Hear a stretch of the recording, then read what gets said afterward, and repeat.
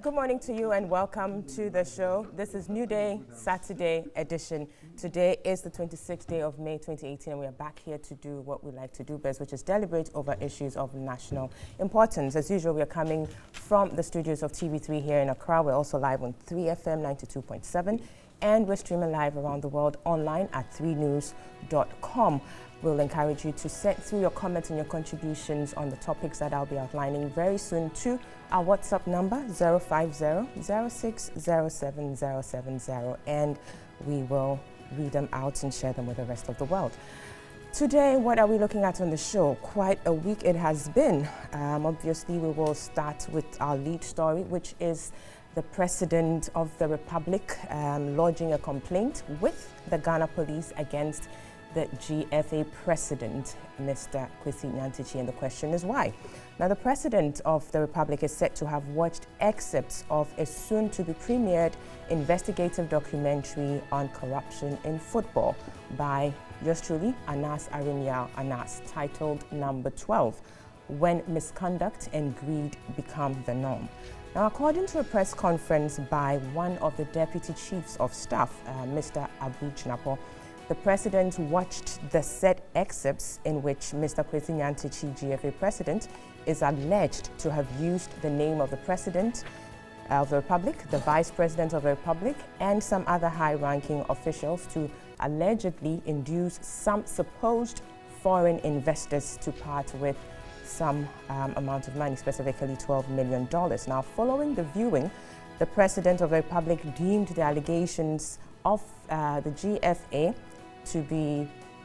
President to be an offense and therefore lodged a complaint with the Ghana Police Service for investigations. Now, Mr. Nyantakyi, who at the time was out of the jurisdiction, has since returned and made himself available to the CID for the investigations to go on. Now, events seem to be still unfolding, but opinions are divided as to whether or not the set conduct of the GFA President, as seen in the video that the President is said to have viewed, amounts to an offense or not. So we shall be discussing this and other issues arising from the Deputy Chief of Staff's press conference earlier on in the week. Also for discussion this morning is the Kelny GVG deal, and the question is, what is really about this deal that has caught the nation's attention so much? Now, in the last couple of weeks, there has been serious contentions by the president of policy think tank Imani Africa. And what is their contention? The contention is that the arrangement between Kelny GVG and the Ministry of Communication is not getting the state value for money. And as a result, this arrangement perhaps should be abrogated. Now, Kelny GVG, who are they? What is their mandate here? Could we have gotten what Kelny GVG is giving the state from somewhere else, perhaps at a cheaper rate? Or was it even necessary to get into this arrangement at all? This will be the focus of our discussion when we get into this particular topic. We will also be going into the energy sector, where we'll be looking at the LPG operators who went on a strike but called it off a few days later in view of the introduction or the soon-to-be introduced policy regarding the cylinder recirculation. Now, the government is saying that owing to the many disasters that have come about as a result of gas explosions, we need to get the cylinder recirculation model of gas distribution underway. But obviously, there's been a pushback by the LPG operators and other stakeholders. Today on the show, we shall be going into this to see exactly what this is about and whether the claims by the LPG operators are indeed true, that the implementation of this policy would lead to the collapse of their businesses. We'll also turn our attention to what's happening within the NDC. Has the former president, John Dramani Mahama, given the clearest hint yet as to whether or not he would want to come back to contest the 2020 elections? We shall be delving into recent developments, particularly regarding a post on the former president's Facebook page earlier on in the week, which has caught the attention of many. These are the topics we'll be looking at on the show this morning. At this point, we'll take a break. When we come back, I will introduce to you the panelists for this conversation. Do not go anywhere, stick and stay with us. We'll be right back.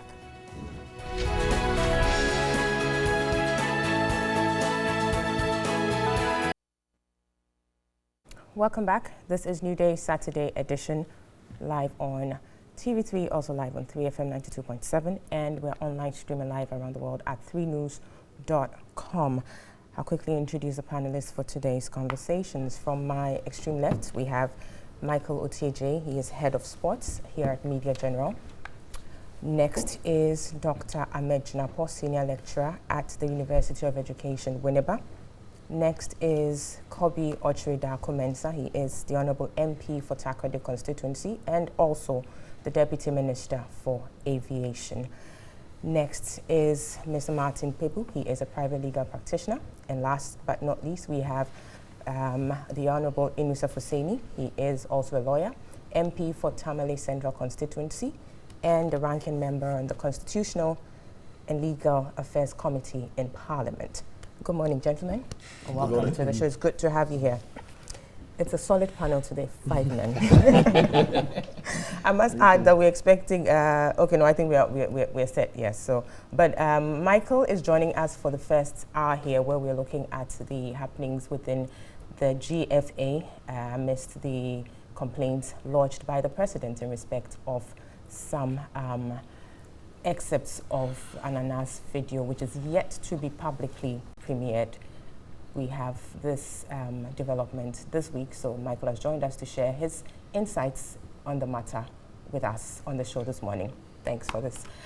We will start off the conversation, but first of all, let's take a look at the press conference that was organized by the Deputy Chief of Staff, Mr. Bujnapo, which pretty much informed the nation of the president's move regarding this particular incident. So let's take a listen. We'll come back to the panel. Tiger Eye, through its celebrated journalist, Mr. Anas, Aremiao Anas, is advertised a documentary that is yet to be aired into the affairs of the Ghana Football Association. The President of the Republic has had the benefit of viewing aspects of this investigative piece. And in this documentary, the President of the Ghana Football Association, Mr. Kwesi Nyantakyi, is supposedly seen attempting to use the President's name and that of the Vice President and other senior officials of government to induce supposed potential investors into our country to part with various sums of monies. The President, as a responsible citizen, and indeed and in fact and more particularly as a chief custodian of our laws and enforcer of our laws, has had to consult and evaluate the content of this investigative piece. The President, after these consultations, is fully satisfied that a prima facie basis has been established for criminal investigations to be launched into the conduct of the President of the Ghana Football Association, Mr. Kwesi Nyantakyi, and any other accomplices that may exist. And therefore, the President has reported this matter to the legally sanctioned and mandated agencies of state, the Criminal Investigations Department of the Ghana Police Service, to commence investigations into this matter. I can confirm that the Criminal Investigations Department of the Ghana Police Service has since launched investigations into this matter. And if I may be specific, in aspects of the crime of defrauding by false pretenses, the investigations is ongoing. We want to assure the Ghanaian people that the President is determined to fight crime, fight corruption, fight influence peddling, fight bribery, and instill discipline, integrity, and honesty into our public life. It will not matter your status in society. And this is exactly what we have seen playing out in respect of this GFA matter. We will entreat countrymen and women to be calm and allow the legally mandated security services to conduct their investigations and conclude those investigations. And let me finally add that the president is absolutely determined to ensure that anybody who is found culpable in these investigations will be made to face the full rigors of the laws of our country. Great. So that was the Deputy Chief of Staff, Mr. Bujinapa, there at the press conference, which informed the nation the steps the president had taken following his viewing of excerpts of the investigative documentary into corruption in football in Ghana, and titled Number 12, When Misconduct and Greed Become the Norm. I'll start with you, Michael. You are, deeply involved in sports journalism in Ghana, so you pretty much are in touch with exactly what is happening. You're an ardent watcher of the space. Tell me, were you surprised by the content of the press conference? I think the surprise element really for me was the timing. If I expected anything to happen, I expected it to happen after the screening. But of course, those are issues of strategy and the rest that only the president can explain. I am not surprised by the magnitude of the issues, and I think that the magnitude and intensity of the issues will surprise people a lot more after 6 June. Well, you know something we don't know. I think like Anna said in an article yesterday, this will shake the foundations of Ghana football. The bit about Nyantichi is just one aspect of it. If there's anything the president's intervention has done, it's begun a conversation way before that screening. Also, if there's anything he's done that benefits Mr. Nyantichi, it is that he allows him to prepare adequately for this. Naturally, he would have had a good idea of what's coming in the build-up to it. Right. I think the bottom line really is that a lot of us within sports journalism have a fair idea of what is going to happen on the 6th of June. Some of these journalists have a fair idea of the exact nature of the content and why Mr. Nyantichi is in the sort of trouble that he himself is in. There will also be issues relating to referees and how they make decisions and the extent of bribery and the collusion of high-level officials within Ghana football. So this will be, I personally think, and I've covered sports journalism for almost 20 years, nothing we've seen before.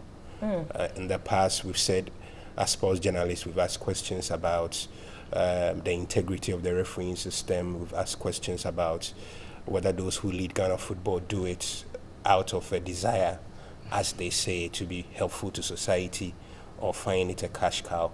And I think what Anas has done has been to find a means to provide the evidence that Mr. Nyantichi in the past himself, Ibrahim Sani Dara, his communications director, and the rest have asked. Because part of the background to this is that at some point Mr. Nyantichi said, and Ibrahim Sani Dara said that they were more than happy for Anas to investigate Ghana football. And I think the idea was that for them personally, it sort of would have exonerated him from a lot of the conversation about how he's handling Ghana football, the issues about how you handle sponsorship money, and the consistent complaints by a lot of the journalists that every time there was a sponsorship deal, some way, somehow, somebody seemed to have found a way to set aside a company and get the benefits from it. So I think in many ways, Anas will sort of just vindicate some of the things that has been said and expose, almost like he did with the judicial corruption investigation, the Suchu ransom and the rest. These are issues that we tend to have conversations about outside of the national media space. But the issues that you can have a more meaningful conversation on after it's being held. Right. I would ask another question before I move to the other panelists. When this happened, one thing struck me, which is how the president reacted to the situation.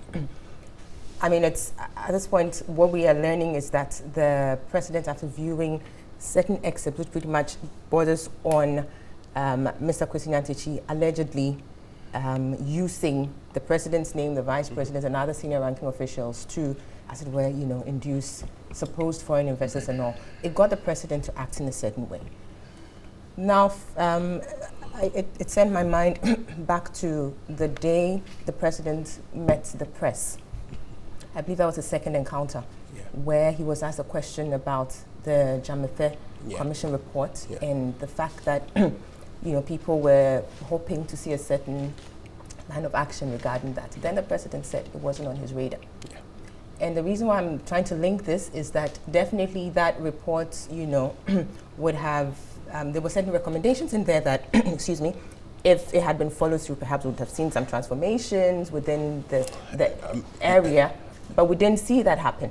For you as a sports journalist in that space, what do you make of this level of reaction as opposed to not being on? Well, I think you're looking at two completely different scenarios. The Jamefe Commission dealt with how you pay players when they're on national team duties, whether you prioritize patriotism or you prioritize payment. It said, for instance, don't pay cash, don't carry cash across borders. Players have to sign up to being paid by electronic means. It also had recommendations about who could lead the Black Stars Management Committee and who had to act as GFA president. Essentially said, don't create dual duties. So I think in many ways, those were different. And I personally said to a lot of the sports journalists, because I was there that day, I said that sometimes we've got to be a bit realistic about how things run in this country. You are running an economy, you're having to deal with education issues, you want clean water for people. So you don't expect everything to be... You really, one of the least things you're going to bother yourself are the basics of things like Black Stars Management Committee, because really the thing that triggered the Jamefe Commission shouldn't have happened in the first place. Now, I think that's completely different from an instance where somebody's personality, the integrity of the highest office of the land is allegedly being compromised. Now, we can have a discussion about the timing of it and what it does to the general video and all that, but the president was just not acting for his personal self, but he was also acting for the office. And I think he had to make a decision based on that. So I can understand the differences in the reaction. I prefer I like the reaction this way. Because you know what it does is, a lot of people have sat back and said, oh, all this will just go on and then nothing will happen. But if the state becomes interested this way, it's important. I also think, regardless of what people say about what it does to the reputation of Ghana, that it's important that we are talking about this on a regular basis. I don't think I've had as many phone calls from media houses across the continent as I've had this week. It is a huge story, and I personally hope from a sports journalism perspective that it's a story that changes Ghana football for a very long time. Very well, thank you for that. I'll go to Honorable Fuseni for your perspective on this. What do you make of this? Well, this is a very, very interesting matter. But first of all, let me say good morning to you and your distinguished viewers. It's very interesting in many dimensions. Number one, we have known that Kwesi Nyantakyi, the second most powerful person in Africa in terms of football, has been very close to the president, okay? We have known that he has acted in ways that has led to the establishment of a committee, the Jamefe Committee. We know that sports journalists, like my friend, have raised numerous issues in the past about his mode of administration. And now we have been told that the very reason why Army Anas started this operation of investigating sports, football in Ghana, and the administration of football in Ghana, was to expose the level of corruption. Incidental to this exposure is what has led to his arrest. I mean, not directly linked to football, but directly linked to the person of Kwesi Nyantakyi. Now, I say interesting because when listening to the Deputy Chief of Staff, he makes forays into two areas of law, or three. He says it appears that somebody has been influence peddling, using the name of the president for personal benefit. And the vice president alongside. He also says that Kwesi Nyantakyi has been defrauded by false pretenses. Now all these have got ingredients. But we're not talking law here. First of all, you have to look at the person. Now, do you think that Kusinyantachi will peddle influence? Probably someone will have to peddle influence on Kusinyantachi because he's the second most powerful person in Africa. We're looking at Ghana. Yes, no. These are people who are seeking something from Ghana, no. So you would want to deal with the command. What I was saying is that even in Ghana, looking at, you say, in law, even though this is not a form of law, so in Nosita A associate, things take their color from their surrounding. Okay? Look at Kusinyantachi himself. Does he look like a fraudster? Does he? Now, why will the president hold a press conference to announce the arrest of Kusinyantachi? Is it a strategy like to announce that he had lodged a complaint with the well, police, at that time they had not arrested Kusinyantachi. So it was to announce that the president, after viewing, so had lodged a complaint. So for me and you, I don't know whether you had prior notice or notification of whether or the president had ordered. For me and you, it is the press conference that gave us an indication that the president had ordered the arrest of Kusin. Had he ordered? I think we need to. I think that was earlier in the media space that he had ordered. But when you listen to the tape, he said the president had lodged a complaint. Are you saying they are the same? Of course, you need to start with a complaint lodging. Then the police would carry on with their work. So there wasn't an order for arrest, was there? Well, you see, I have been trying to move away from law and Martin is here. But you have constantly been invited, since you referred, you gave me the opportunity to speak, you have been inviting me to enter into the arena of law. I mean, if it would clear up issues, why not? You know, the police are part of the executive. You know that? You know, Article 58 vests exclusive executive authority in the president. So where a president refers a matter to the executive arm of government, to the police, in fact, that by inference is an order. They cannot refuse it. Would you say if a regular citizen but don't let us go. Would that be? No, I think we need to, because initially it was out there that the president had ordered, and a lot of people raise questions about, can the president order? Is it legally, appropriate to do that? Then you listen to the tape, there's quite a distinction. So I think for purposes of this discussion, we need to set the facts straight, and that's all I'm trying to do. You see, the police have got a discretion. When you launch a complaint, to either take up the complaint or not, to investigate or not. Do you think in this particular case, the police had a discretion? Why wouldn't they? Well, you think so? No, let's not go to the jurisprudential aspects of this matter. That will be sorted out later. Because sitting here, I'm convinced that was an order to the police. Okay, so that's your interpretation, which is fine. I'm very convinced that was an order to the police. Now, I was saying that, look, the arrest and the circumstances of the arrest and the circumstances surrounding the press conference and who held the press conference also raises issues. The president had decided that the matter touching and concerning his office ought to be investigated. We have a Minister of Interior. He was looking for a lawyer of high standing to announce whatever he intended to do with Kusinyantachi. He had his Minister for Interior, who is a senior member at the bar. And the police worked directly under him. The president did not see the need to refer the matter to his Interior Minister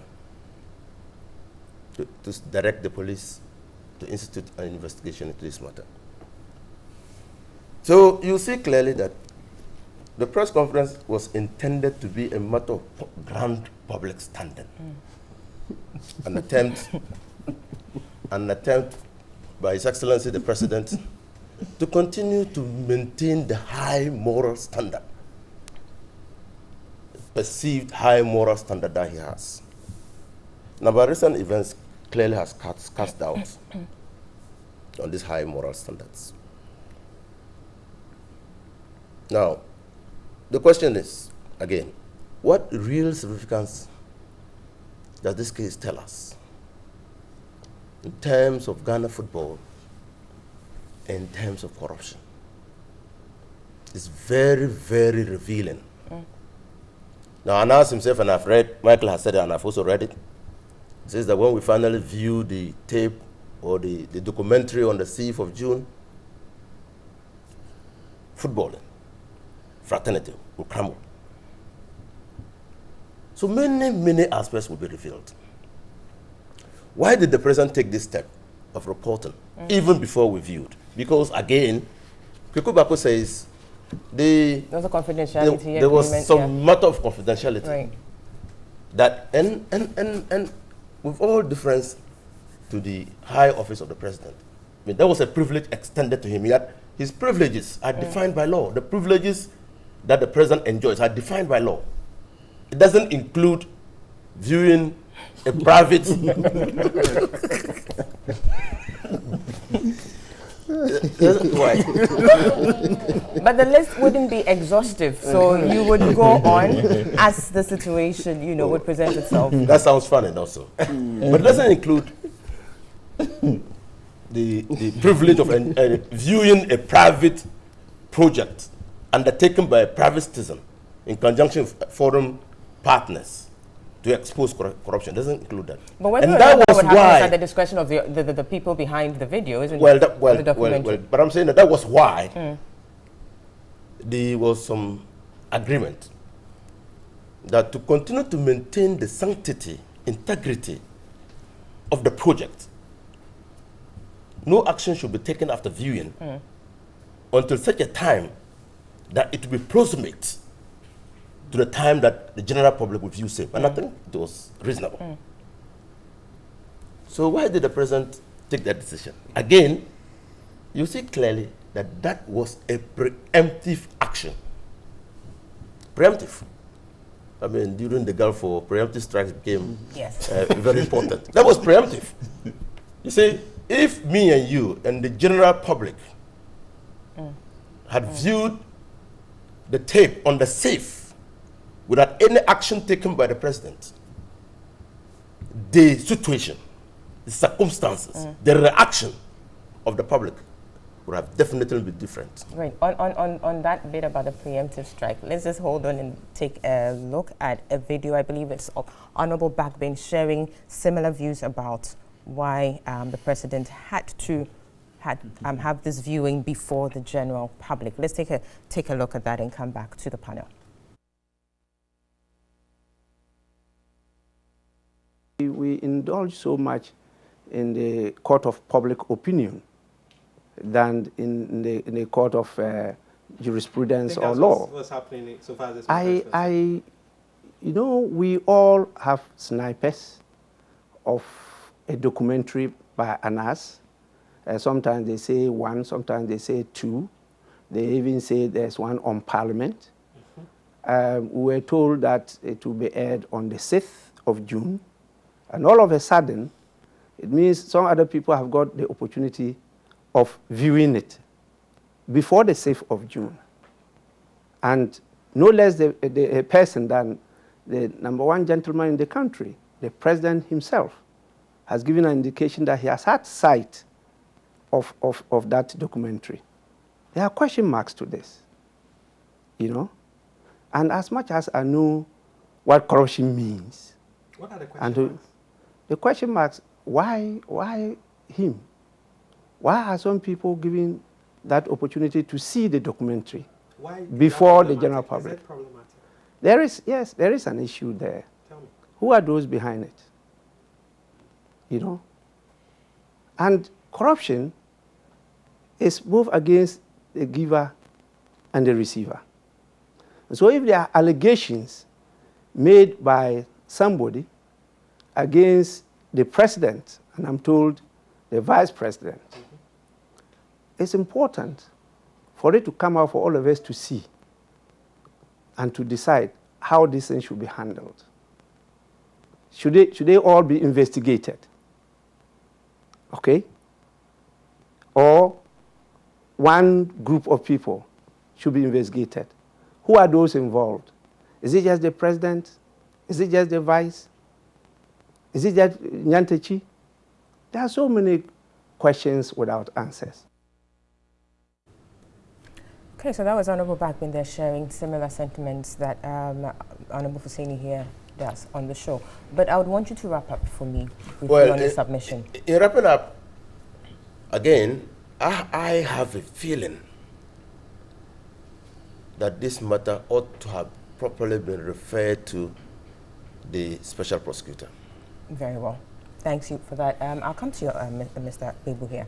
A number of things Honorable Fuseni has raised, ending there with the preemptive strike by the president, questioning why the president had to have that exclusive viewing ahead of the 6th June premiere. Question is there anything wrong with that? Yes, indeed. The president enjoys numerous privileges, not necessarily stating that he has the benefit or the privilege of viewing certain things, but obviously it is a very wide, scope of privileges that he enjoys. This could definitely come under that. It doesn't need to be written in clear terms, if you like. But why do you think there seems to be an issue with the president having viewed it ahead of the public? Is there anything wrong with it? Oh, well, this one, to be candid, well, not purely legal, but it's more of a social question as well. Look, to be very candid, okay, from the bottom of my heart, this one is not really an issue. Because you see, otherwise it will become like we say in SMP. It was strategic. It's clear that he was communicating politically. You see, you know that one thing is clear, that most of our citizens have no patience for rigmarole, that we should do due process, which takes long. That is very clear. It's clear from the vigilantism we've exercised all these decades in Ghana that a lot of people don't have patience for due process. They want quick, instant justice. So when he did that communication, you see that he was striking a certain chord, and he caught up with people. And even the journalists also sensationalized it by saying he ordered their, then people, yes, that is it. You see, so that is it. So you see that people emotionally get attached to those. Meanwhile, we've not yet come to the substance. So to be candid, I don't think the viewing is really an issue. No, look, let's not spend much time on it, because to be candid, in law, even when an agreement states specifically that don't divulge its contents, if it turns out that there's a public interest, there's an issue of crime and which has to be investigated, you can divulge the interest, okay, the contents, you can disclose that, and you will not be held criminally liable, because there's a public interest in fighting crime. Yes, and it will override the express terms of the agreement. So me, really, as Honorable stated, that we should be looking, even though Honorable took a swipe at the president for it, me, I always look at the substance. I understand Honorable to be saying that let's concentrate on making sure that justice is served. And that's why he said you should go to the special prosecutor. You see, so basically, in matters like this, people will make so many comments, but let's hold on to the substantive part. And the substantive part is that the president is eager to see the investigations commence in earnest. And that is it. That's the substantive part. And that is what most Ghanaians are looking for. Right. Yes. Now, quickly, before we go into certain specific facts, at least I'm saying specific advisedly here, because I mean the content isn't out there. We're hearing it because we are told that the president has had the benefit of viewing it. But people have had, cause to question the procedure that Anas and his Tiger IPI use in these things. I must add quickly, though, that his works have been commended generally across board, nonetheless. But there's that issue about how he goes about his work and to obtain information that, I mean, obviously is needed to fight corruption or the ills of society. What do you make of that concern raised, i.e., which borders on people's the breach of people's privacy. And I'm saying this again within the context of a recent Supreme Court decision, which clearly states that the secret recording of a person without their knowledge, obviously, if it's secret, then it's without their knowledge, is unconstitutional. Now let's look at that quickly. If you could let us know what your perspectives are on this, because it's coming up strongly. Yes. These concerns are coming up strongly. Okay, good. So the first point on this particular matter is that, well, this area is still developing. We are still developing it. And the Supreme Court has stated that so clearly in the two decisions, the Abna Poku Aka decision Kubaji. and then the Kubaji one. Yes, so you see that we are developing it because we've come from the standpoint of no matter how the evidence is obtained, it's admissible. Right. And now we are charting a new course. So let's note that any comments that I make are not definitive. Okay, that's like you stated, my perspectives. Right. Bottom line is the courts that will determine. So the next point is that Article 18 itself, 18.2 itself, even though it guarantees a person's right to privacy, the same article says that there may be exceptions, okay, for public safety and prevention of crime and so on and so forth. Yep. So the critical matter to look at is that is the ANAS methodology a way of helping to fight crime? If we find so, then it may well be accepted. You see, so though we know that there should be some confines, I mean we should delimit our privacy from fighting crime. In this case, so far, you would find that his work has helped. Right. Has helped. So it's true, citizens will raise queries, some citizens, okay, but it's also true that Article 18.2, and maybe let me read it out so that, for emphasis. So 18 says that 18.2, no person shall be subjected to interference with the privacy of his home, property, correspondence, or communication, except in accordance with law and as may be necessary in a free and democratic society for public safety or the economic well-being of the country, for the protection of health or morals, for the prevention of disorder or crime, or for the protection of the rights or freedoms of others. You see, so there's an issue of public safety, there's an issue of prevention of crime. So these are the things that should influence us. So in the Kubaji decision, the Supreme Court mentioned that, look, so it's for a trial judge to look at it and weigh. It's a balancing exercise. You look at the public interest in fighting crime as against the person's privacy. It's a balancing exercise, and wherever you see the skills weigh in favor, that's what the judge will give. So knowing that in the Supreme Court further made it clear in the Kubaji decision that you look at the grievous nature of the offense, you see, and our resolve to nip it in the bud. So if you look at corruption and its related offenses, you know that we've suffered so much, we've paid such a heavy toll for such crimes. So obviously there is a strong public interest in fighting such crimes. So looking at the indications, to be candid, it will be a very long shot to say that Anas's video will not pass muster. It will be a very long shot. But as we said, bottom line, it is for the courts to determine. Very well. Thank you for that. Dr. Ahmed, let me come to you here. That press conference, your reaction to it or what you thought of it? Well, let me say good morning to your cherished viewers and listeners. I think before I even respond to the press conference, I think it's instructive for us as a nation to commend Anas for the job that he's doing. In fact, if you look at most of his exposés, it tells you that what this mandated state institutions are supposed to do, Anas seems to be doing it better. And I haven't heard anything relative to what the state is doing to support him, because when I listened to Michael, he says that this is going to change the foundation of Ghana football. And if you remember some years back, what happened within the judicial system, it brought some kind of revolution in terms of how people within that sector works. That said, when it comes to this particular issue, And I know my colleagues have spoken much. I don't want to go too much into it. But taking a cue from what Honorable Yusuf Husseini said, where I think this is the first time in the First Republic where we have a sitting president going to lodge a complaint at the police station.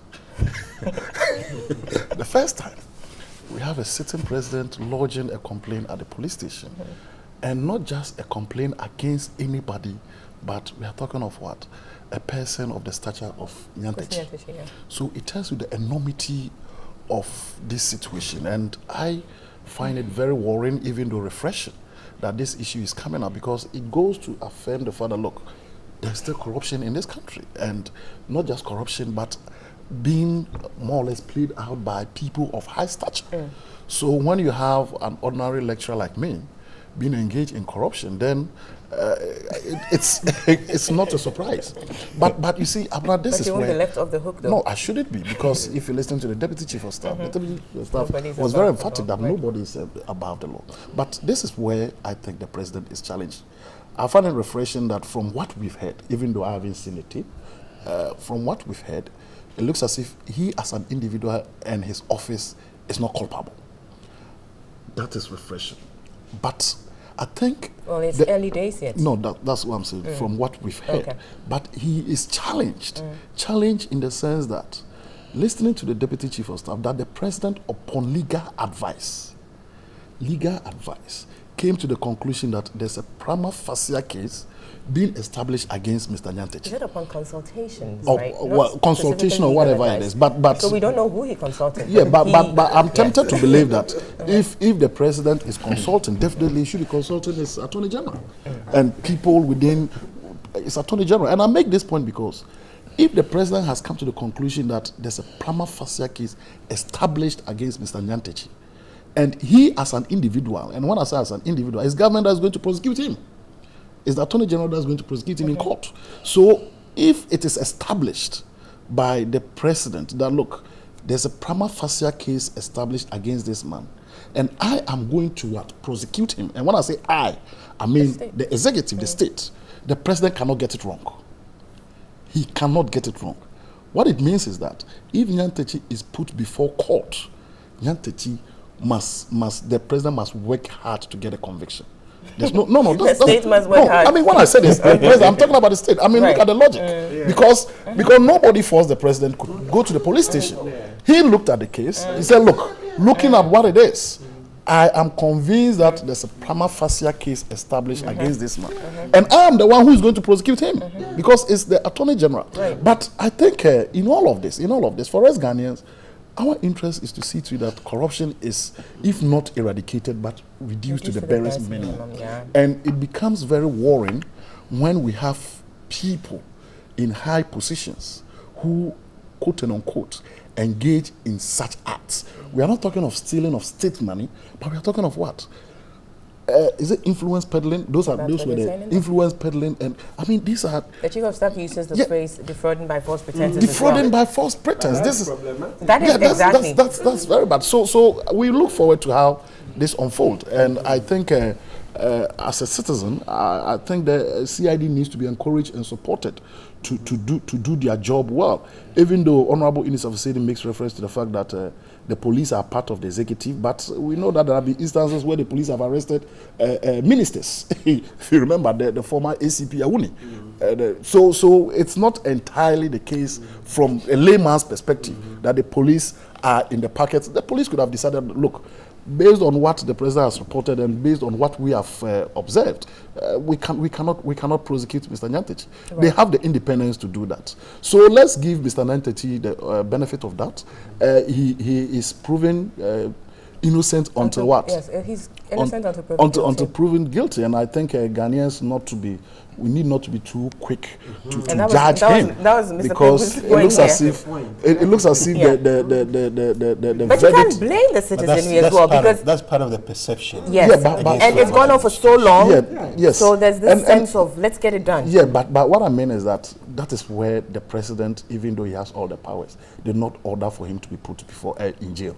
That is where he went what the CID. So he has the benefit of doubt until proven what guilty. And I think we look forward to what happens. But it's also instructive, Abna, that the president has given us a signal of how he wants this case to proceed.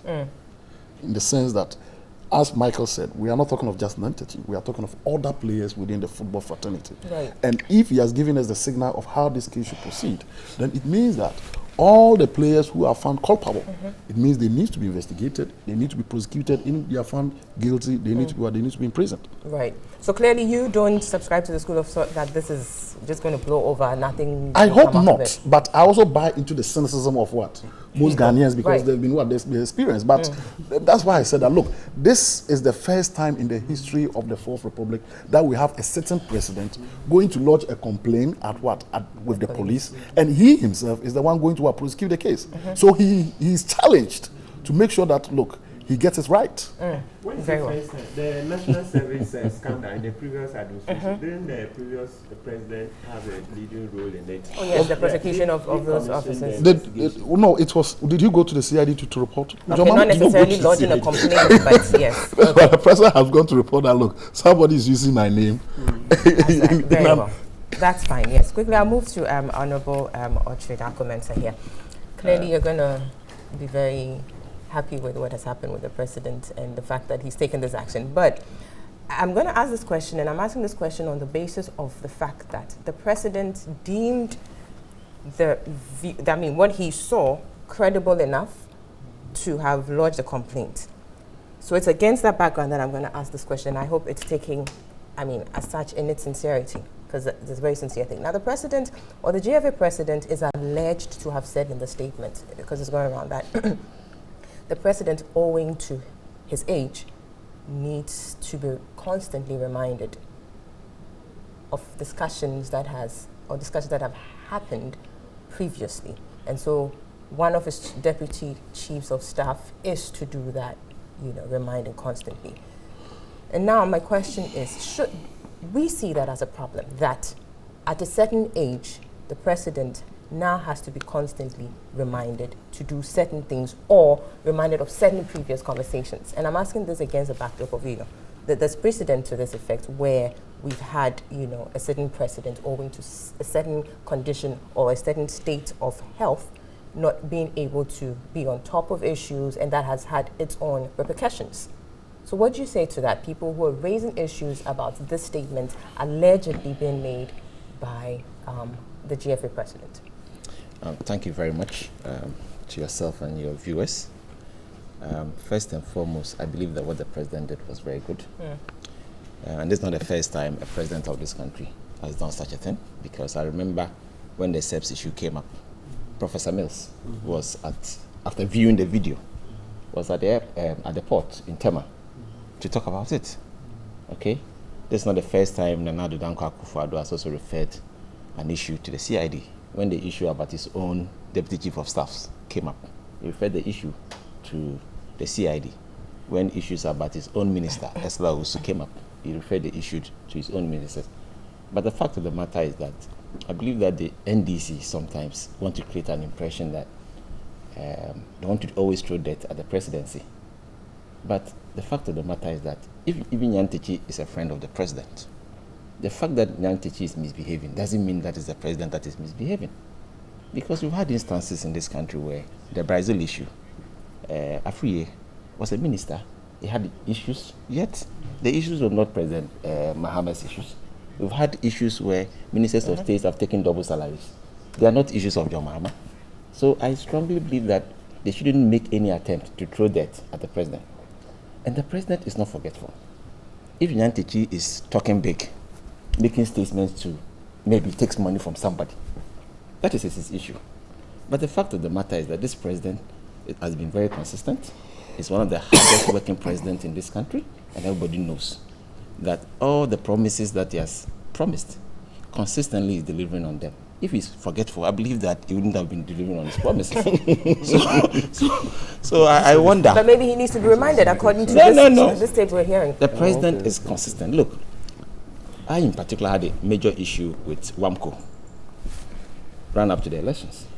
And ever since we came to power, it's one person that's always asks me about WAMCO anytime I meet him. How is WAMCO doing? Have they gotten beans? Are they manufacturing? All those stuff. So I want to tell the general public that the president is not forgetful, even though he's an older man. I believe that he's doing the job that was assigned to him after 2016.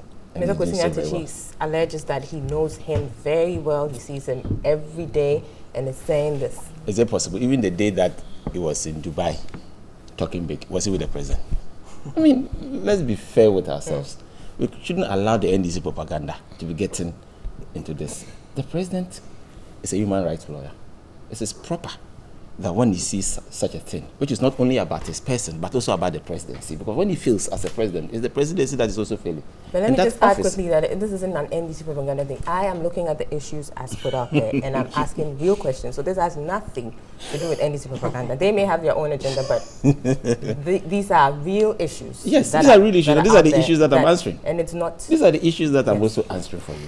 Because, look, the president has been consistent with the issues that he wants to address in this country. He wants to address as an African continent. And I believe that they are good issues. He's not forgetful. And I want to tell the general public that he's in good health and he's doing his job. Very well. We'll need to take a break, but when we come back, we'll go back to the panelists for their concluding remarks. And for Michael, I would want you to look at the happenings within the GFA as it is now. The executive committee met. They've decided to throw their support against the GFA president, that he is their president. Nothing is changing that, but we're going to try to understand what that would mean for, the investigations as it moves on, and even if it moves on to trial at all. So we'll come back to that. Stick and stay with us. We'll be right back.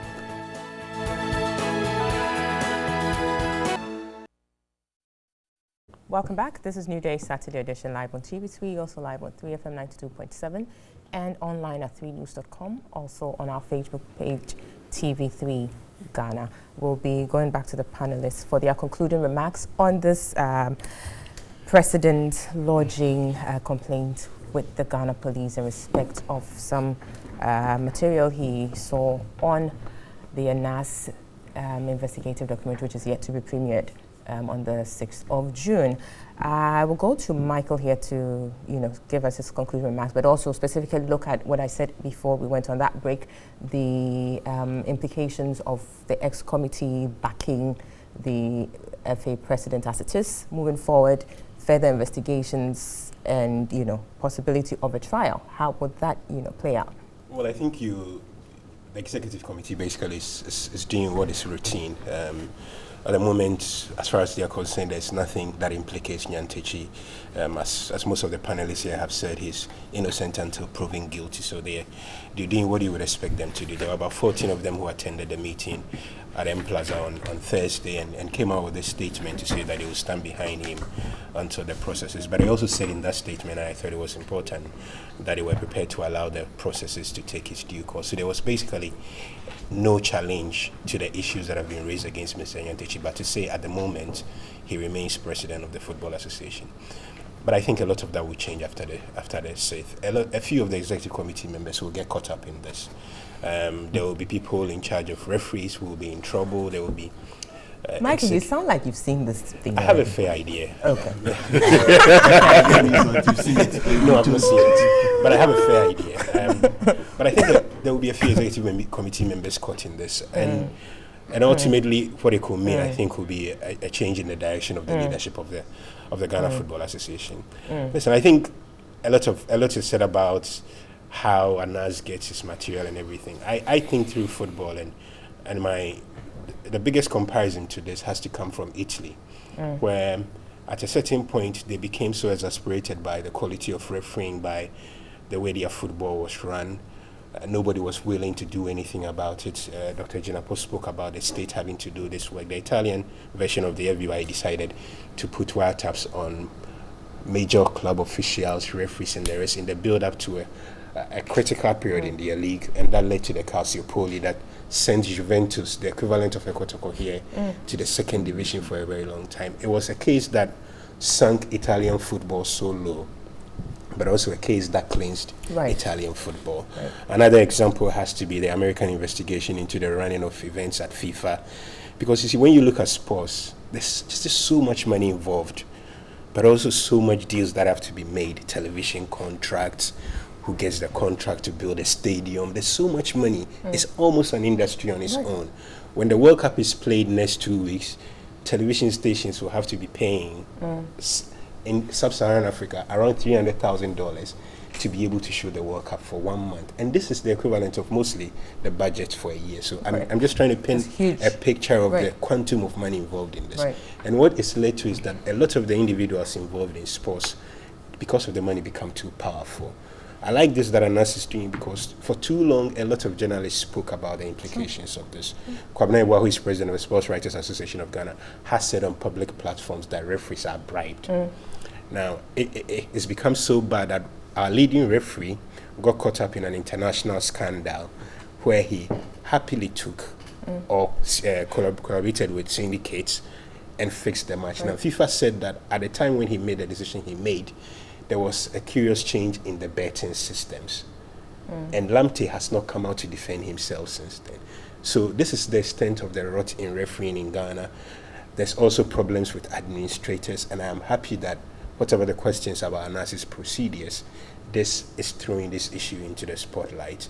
We'll deal with the other issues that comes with it, but I really hope that a bit like the judicial issues in there is, it will not change everything overnight, but that it will force people to think a bit more about doing the right thing when they have to. Michael, seeing that you have a fair idea of this soon to be premiered video or documentary, tell us how does this fit into previous allegations against, the administration, football administration, Ghana? Look at Brazil 2014 and other allegations. I think when you look at, because I'm a journalist, when you're an investigative journalist and you're trying to get at people, you try to get at them through the established modus operandi. You have a fair idea of the way they operate, what they like, what they do, and the rest. So if I was going to try to get to a high-ranking football official, I probably will use a television sponsor contract because it's easy. I think what Anas did was, Anas had a lot of conversations with sports journalists in there. I've had a conversation with Anas many years ago about the problems in football. And so he basically fed and built a case based on the things that he's already heard. For instance, which one is a football official likely to be most attracted to? It is saying to them that I want to sponsor your league, I want to sponsor your national team. Then the football official, in most cases, because of the scandals in the past, starts to think of the commission that they will get from it, which card goes where, which agency is entitled to what percentage. And also, there was the issue of the referees, because it's been a consistent claim. Because it's happened a lot. The problem for us sports journalists, you just can't prove it. The guy who tells you is not willing to come forward, the club official is involved, the club official runs the football association, the club official has to pay for the referee when they arrive at their venue. But I think this whole thing fits in with a lot of the things that's happened in the past. And that's, I think, is the reason why Anas will get some of the results. It basically was following a pattern of the way things work in the football industry. Very well, and I must add that I'm being told now that Anas apparently singled you out as one of the sports journalists in the country. I was a schoolmate with him. Who's doing incredibly well, so I was schoolmate with him long ago. Good job on that, and we hope some transformation eventually appears on the scene. Quickly, Dr. Ahmed, your concluding remarks on this? Well, I quickly, think then we'll move on to the Kelly. as I said, it's early days. We have to keep our fingers crossed to wait to see what comes out of the video. But Abna, it's also instructive to state that when it comes to bribery and corruption, it's a two-way traffic, the giver and the receiver.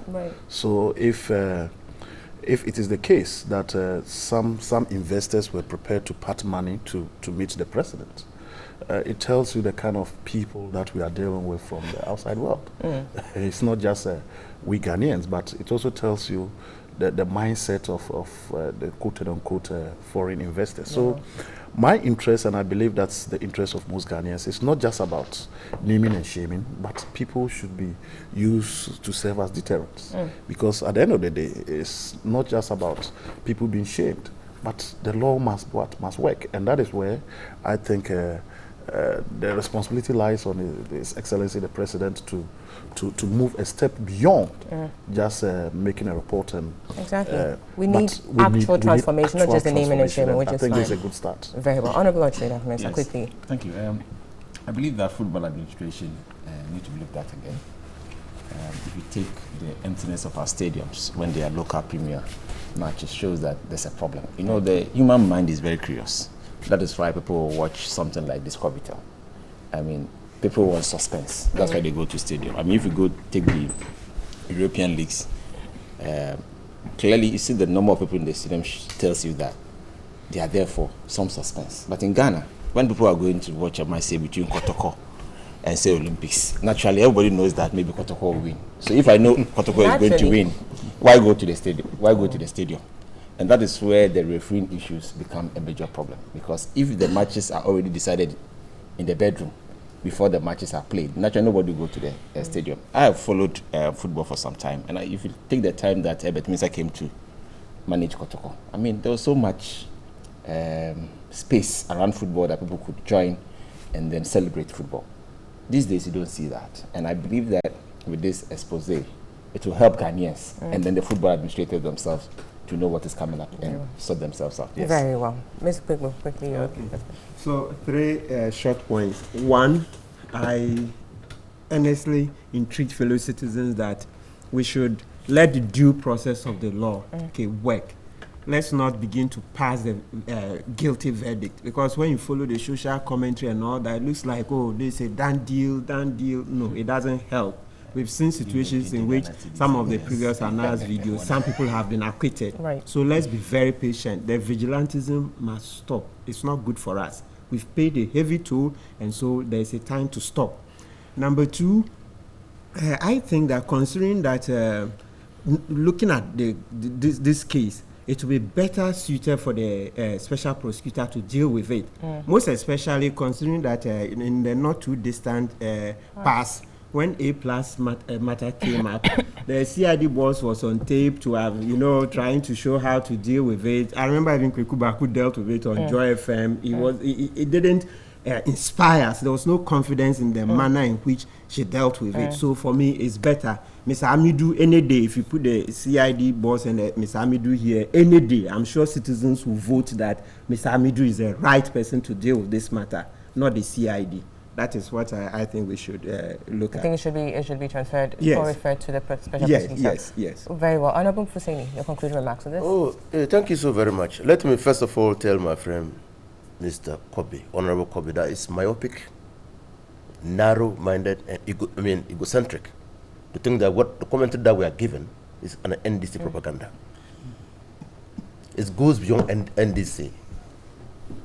Number 2, why will you use subterfuge to do this thing? Because it's highly unlikely that people engaged in corrupt activities will report. It's difficult to prove that. It's difficult.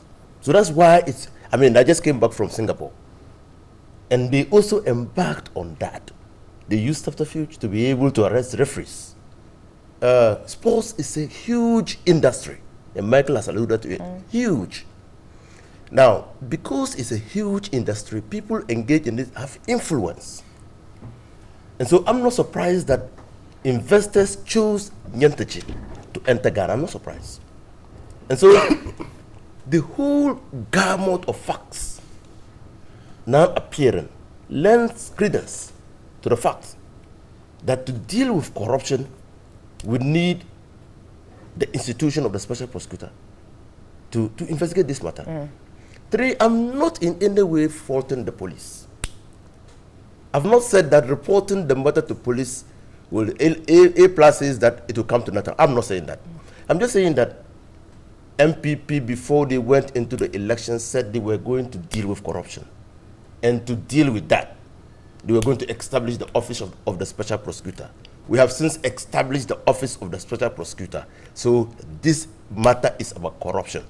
It should go to the special prosecutor. Very well, thank you. I think quickly on the issue about Nyantechi being approached by foreign investors, I think that was staged. So let's just get it out there. It's not like they got in there. I think that's what with No, I didn't say that Newday got in touch with foreign investors or foreign No, you investors. said you're not surprised that foreign investors got in touch. Would get Okay, if in it's touch. wood, then Would that's get fine. in touch. If it's wood, then that's fine. Yes, I didn't say that. Okay. It Very well. would get in touch. Okay. Yes. Okay. Very well. Thank you very much. I think we can move on to look at the other subject we've tabled for discussion. But I believe we'll need to take a listen to the Deputy Minister of Communications in this regard, looking at the Kelny GVG deal. And I'm sure when we come back, we will have our panelists ready for their perspectives on this. But let's also say goodbye to Mike Loteje at this point. He will be leaving us. But thank you so much for your perspectives on this, and congrats on your commendation by Anas. Yes, you're doing a good job. Thank you so much. So we'll take a listen to the Deputy Minister of Communications and return to the panel shortly. Now, when you talk about obsolete equipment, Right. it is a total untruth, okay? Because if Franklin has read the terms of the contract, the equipment is supposed to be refreshed, apart from the first set of equipment, it's supposed to be refreshed twice over the period of 5 years. Okay. So as at the time that there's going to be a handover at the 5 years, you're going to get the latest version of the equipment based on the upgrade, the system upgrades that have been done. So it's not true, okay, what Franklin is saying. Number two, Franklin is saying that there's automatical renewal after 5 years. It doesn't stand to reason. If there's automatic renewal after 5 years to make it 10 years, wouldn't the framers of that contract would have just said, assign it for 10 years? It doesn't make sense to you that I'll sign a contract, or you and I have an arrangement. We want the thing to be for 10 years. But we'll put inside that it is 5 years automatic renewal. Then just do it 10 years automatic renewal. Franklin should show me where in the contract, okay, that this automatic renewal. I don't think George has read the contract. Contract term proposed is 10 years, contrary to the 5 years of the existing contract as indicated in page 2, clause 2, and in Annex A, clause 7, subsection 1 on page Roman numeral 7. What is it talking about? Where is automatic renewal?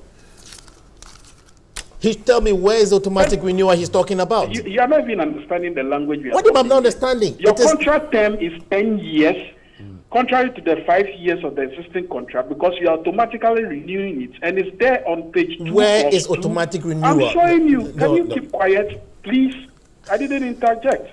Page 2, clause 2, Annex A, clause 7, subsection 1 on page Roman numeral 7. Go and read it. So it's a 10-year contract. Don't say that it's not. It's 5 years. Listen, this is bad deal, not value for money. You don't pay constant fees for something you are going to find that you probably wouldn't find. Okay. Nobody does that type of business. In fact, as you sit in your studio now, you are being rated, and your promotion or your increase in pay will be based on that. Nobody will give you a flat fee forever. That's business sense. Okay. When we give money to governments, they behave like khakis and jeans. That's what they do. Okay, so that was an exchange between the Deputy Minister for Communications, Mr. George Ander, and the President of Imani Africa, Franklin Kudus there. Lots of issues here. Who's telling the truth about this arrangement? We'll try to understand exactly what this whole Kelny GVG deal is about, what it's sought to do, what their mandate is. I'll turn to Honorable Fuseni here. Quickly, I think behind the scenes we're looking at this issue about whether or not this agreement even went to Parliament and all of that. Did it have to come to Parliament, first of all? Well, it didn't come to Parliament. Probably on hindsight, it should have come to Parliament. Yep. But it didn't come to Parliament. Just like the previous two agreements, they didn't also come to Parliament. Yes. And so, but whether or not it has to come to Parliament depends on whether it's a foreign company exactly. or... Yeah. So this, we are told, is a Ghanaian Haitian company. Yes, so probably they were advised by the Attorney General that this was not a matter to come before Parliament. You know, in the Kufuor administration, there was another contract for energy that didn't come to Parliament, but for which governments, I mean, the Supreme Court said that they had to come to Balkan energy. Yeah, so, and they defined what agreements to come to Parliament. Probably this one, after looking at the parties involved, the Attorney General, I don't know, I'm just assuming because we've got instances in this country since MPP took over power where Attorney General has said that such agreements have not come before her. But assuming that the agreement went before the Attorney General and then didn't come to Parliament, one can necessarily infer that the Attorney General had advised that this was not an agreement for Parliament. And the reason why I ask this is perhaps if indeed it had to go to Parliament, and if it had gone to Parliament, then we would have had certain issues resolved. Clearly, we would have interrogated. Not to say that it does happen all the time, because we have agreements which have gone to Parliament but have come out with problems as well. But I'm just saying that we could have, resolved a certain matter on a certain level. Yeah. But that notwithstanding, you rightly said that the previous agreements didn't go to Parliament. So yes, indeed, there were those previous agreements, SUBA and AfriWave. And now we have Kelny GVG. The discussion out there is that Kelny GVG is really doing what SUBA and AfriWave are currently doing, or mandated or contracted to do. Is that the case? Well, that is the funny part of the whole agreement. And that is exactly the case. That is what they're doing. They've just simply terminated the contracts of SUBA and AfriWave, and have brought in Kelny GVG. Let me just say GVG. GVG. They just brought in GVG to take over the work that SUBA or AfriWave was contracted to do. In fact, AfriWave was to complement aspects of SUBA's work. So, and now, which raises questions for me then, and I'd want you to address again. So you're looking at, if you like, an escalation of things. So you started with SUBA. SUBA was not able to do certain things, so then AfriWave came in to complement it, and now we have Kelny GVG coming to pretty much take away the two and now do everything. We had SUBA. So SUBA was given an area of operation, clearly defined by contract. Assurance. And then there were leakages. Those leakages were identified. The government did not see the need to extend SUBA's contract to include, to take care of those leakages that were identified. So a new company came in to deal with those leakages. So that was how it was done. Now both have been pushed aside, or their contracts have been abrogated, and GVG has taken over. The issue, and there are many issues surrounding GVG, and that's why Parliament has invited the Minister of Communication to come to Parliament. The Speaker has invited the Minister of Communication to come to Parliament to explain. Because out there, we hear the contract value is 89 million. But subsequent documents show that the contract could be as much as 179 million. So 127. 179, double. Now, we also have been told that SUBA has been paid 7.3 million for no work done so far. SUBA. GVG has been paid 7.3 million for no work done. We've also been told that the company came into this country to do business other than business in the telecommunications area, and that they are hard put even in locating the faces behind the company. And so these are huge issues, and huge issues that again bother Ghanaians. MPP won elections on the promise to deal with issues of this nature. And so when these issues of this nature come up in their regime, they call for serious investigation and interrogation.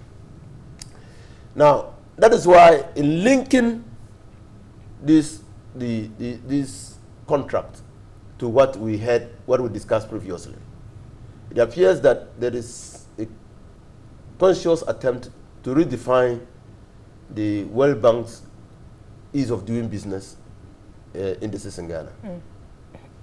Kwesi Nyantakyi gives an indication of how it's easy to do business in Ghana.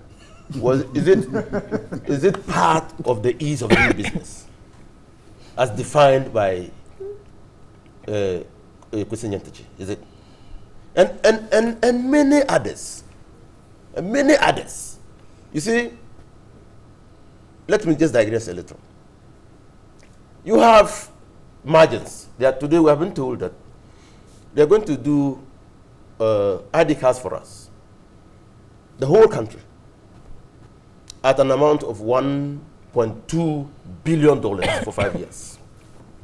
Now, you have the same margins, which before 2017 was to do work on a part of the population, the foreign part, the foreigners who were in this country. Now, somehow, the contract has been extended to include everybody at 1.2 billion. This is part of the new indices of the ease of doing business in Ghana. So for me, it is important for us to interrogate seriously what went into selecting GVG to do this kind of work. What is the remit, scope of the contract? What are the benefits, the revenue assurance that we will derive? It's a 5-year contract, you see, and government will not always to design, develop, and implement a common platform for traffic monitoring, revenue assurance, and mobile money monitoring and fraud management. Good. How does it dovetail into the 4.3 or 4.5 million cities that we did with the Bank of Ghana did with the GIPS? Yes, that is the GIPS contract. How does it dovetail into that? Is it double? Are we paying double for almost the same activity? So this is why we should be very interested in this matter. 2, civil society organization is saying that, look, we think that we have been shortchanged. How much are we getting from the contract? That will warrant that we spend this huge amount of money on the company. Okay? And lastly, since this matter broke up, well, the company has been well advised not to speak to us. I think there is some reputational matter involved. The company's reputation is at stake. We as Ghanaians are saying that this company, which says it's an international citizen, has shortchanged the people of Ghana. That's what we are claiming. As a good corporate citizen, the practice will be that the company will quickly come out to assure us that they have gone through the process. Well, but the minister is yet to apply for parliament. The minister is not the company. That's true. I'm talking about the company. That's true. And everywhere, my dear, watch it. Anywhere on earth where a company has been accused, the company will come out. So what is that company being accused of in this The company is being accused of changing the people of Ghana. The company is being accused. But then the company didn't do that. I mean, allegedly, the company is in agreement with the state. So the company on its own cannot be said to have shortchanged. The company is not the state. True. It went into an arrangement with the state. The state had a certain responsibility to ensure due diligence, value for money, and all of that. Entirely with you. The company went into an arrangement with the state to deliver services for the state to benefit the people of Ghana. The company is a different entity. It is a corporate, an international corporate citizen. It has if it has a reputation to protect, the company will act independent of government. Very well. Very well. I'll move quickly to you, Honorable Ochidaku Mensah. We are told that this, obviously, Honorable has raised a number of issues here, but I want to ask a specific question here, which is that we are told that the agreement or the contract was awarded via a restricted tendering process. That is true, isn't it? Yes. And why? What informed that? Because we do know that, yes, restricted tendering is part of or one of the modes by which, a contract can be awarded, but of course, like sole sourcing, which in the past we said had been over abused, there are certain conditions that need to be met before a contract can be awarded via restricted tendering. Otherwise, the default thing to do is do competitive tendering. So why did we opt for restricted tendering? First and foremost, you need to understand that government has an objective. One of the key objectives is to monitor the telcos, to look at the numbers. And when we are talking about the numbers, especially for, say, mobile money transfer, apart from the interoperability one that is being managed by GIPS. We also have the internal ones, or intra ones, that are also done by the telcos alone. The GIPS will only monitor the inter, but the intra was not monitored, and government need to know this figure for purposes of tax. So the intra was not being monitored, not even by SUBA or no, not at all. It was not affiliate. It was not part of their system. They didn't have that system. So naturally, if we want to do a restrictive tendering, look for companies that have the system. More so when you know we are in a hurry to fix that particular problem, because we need a lot of money to spend on the major promises of the party. So naturally, when you are doing restrictive, what you look out for is the capabilities of those companies to do so. So are you saying that Kelny GVG is one of a few companies that do this? Yes. Is that what you're saying? That is correct. But others have disputed that this is not something you would say it's pretty much of a specialized service, that there are lots and lots and lots of IT service solution providers that do this. So necessarily the use of restricted tendering may not have been the best way to go. And for purposes of this conversation, let me just make reference to specifically the Procurement Act, Section 38 on restricted tendering, that a procurement entity may, for reasons of economy and efficiency and subject to the approval of the board, engage in procurement by means of restricted tendering, A, if goods, works or services are available only from a limited number of suppliers or contractors, or B, if the time and cost required to examine and evaluate a large number of tenders is disproportionate to the value of the goods, works or services to be procured. So are you saying that these conditions warranted? Yes, and I think that they warranted that because, for instance, the government is going to make a savings of 1.4 million every month on this new deal. But how does that address the issue about time and the fact that it's just particular, maybe a limited number of suppliers that provide us? What has that savings? Because ultimately, if you do your competitive tendering and you get somebody, that objective would be met nonetheless. Yes. Yes. So why? Yeah, because currently, you know, a lot of mobile money transfers are going on. And these companies, from the little investigations that the ministry thought they've done, they felt that about 1/3 of the money is not passing through. And therefore, to save this country and to raise the revenues from the mobile money companies, it's very important that the restricted tendering was done so that as quickly as possible, they can put somebody in place to start doing the work. What about arguments about value for money, that because we did this, we didn't perhaps get other bits that would have ensured value for money? But at least the savings alone is enough value for money. Immediately, 1.4 million a month. If you multiply by 5 years, we're talking about 70 million. That is value for money. But the 1.4 million is not the savings made. According to the Imani statement out there, they made their projections based on the fact that in April 2018 alone, according to the Ministry of Communications, Kelny, in testing its systems, recognized or detected about 1,938 fraudulent calls. And then they made their projections based on the fact that, assuming that all these 1,938 calls were international calls, you're looking at a situation where per minute you're paying 0.19 cents.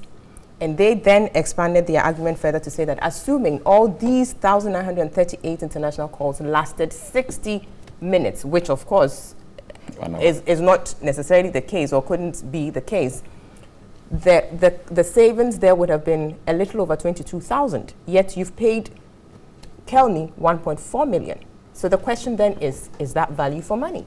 I think that they're shifting the goalposts, because if you've paid Kelny 1.5 million, okay, I mean, in a lot of contracts, we even do advanced mobilization. And as far as this is not to replace what is in their contract, I don't think we've lost any money. The fact that you pay somebody some money as an advance. You pay somebody 1.4 and only save 22,000, less than $500,000, less than $1 million. You don't think you've made any losses? Not at all. Very well. Not at all, because it's a 5-year contract, renewable or monitored around or evaluated in 3 years. So every year you can monitor. In 3 years, if you're not satisfied with the work, you can let them go and bring in another person. But the fact of the matter is that we are trying as much as possible to raise some money for the mobile money side of the monitoring. And therefore, if the other people didn't have that platform and they have it in ready for work to begin, I believe that is the best thing has happened to the country.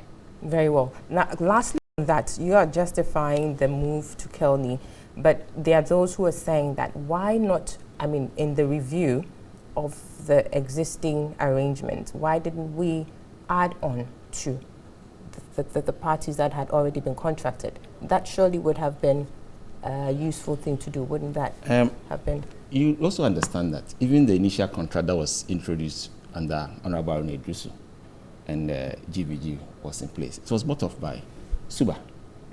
We also realized that when the ICH issue also came up, AfriWave was virtually by law stopped from trying to do even revenue assurance. But after the meeting with the senior minister, it was also agreed that it was very important that you have a common platform to do that. And at that point in time, none of them, I believe, had it. We were looking for somebody who had the platform in readiness for the work to begin. And I believe that is why the restrictive tendering was done.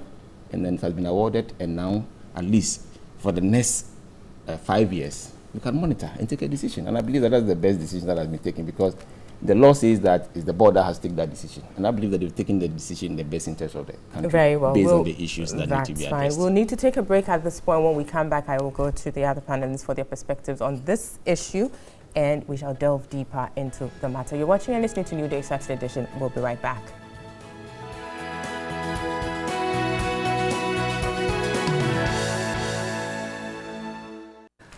Welcome back. You're still tuned in to Newday Saturday Edition, live on TV3, also live on 3FM 92.7 and around the world at 3news.com.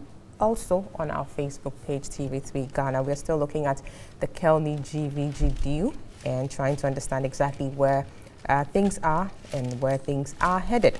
I'll quickly move to Dr. Ahmed for your perspective on this. You've heard the argument so far. What do you make of it? Suba, AfriWave, no more, now Kelny. Well, I think if you listen to the commentary, I've listened to Honorable Inis Ofuseni, I've listened to my dear brother, the Deputy Minister, and we watched a clip of the Deputy Minister for Communication and Mr. Franklin Kujo. For most of us who are not well versed when it comes to this whole issue, I mean, sometimes you sit down and it looks very confusing, in the sense that a layman like me will even wonder, why do we need a monitoring agency or company to be paid this amount of money to even check what goes on? It involves a lot of technical details. But I always say that, look, distance is like a deja vu. If you remember, under NDC, Suba, there was so much noise made about it, and I think one way or the other, it affected them in terms of their performance during the elections. If I look at the posture of the Deputy Minister for Communication, and I situate it within the call by the Speaker that the Minister for Communication should come to Parliament, I ask myself, what is the Minister going to Parliament to do? Because the Deputy Minister says that they will not cancel it today, they will not cancel it tomorrow. He says they will not cancel it today, they will not cancel it tomorrow. So this whole discussion that we are even having is not going to have any effect, because they've taken an intransigent position. And that I find quite worrying, in the sense that, look, there are so many high-profile civil society groups that are raising concerns about this. Apart from Imani, Center for Democratic CDD has also raised concerns. Ghana Integrity Initiative has also raised concerns. So it tells you that there's something that needs to be looked at. And I would have wished that the minister or the deputy minister, so to speak, because he's been at the forefront of this, would have had a listening ear. Why are people raising concerns? What are the concerns? Can they be taken on board? And I was really looking forward to a neutral arbiter, because if you listen to Mr. Kuju from his presentation and what he says, it looks as if he's very convinced that this deal is a bad deal. And the minister is also very convinced that it's a good deal. It's a good deal. So we need to have a neutral ground. And in fact, some of the allegations that are being made relative to this company are quite disturbing.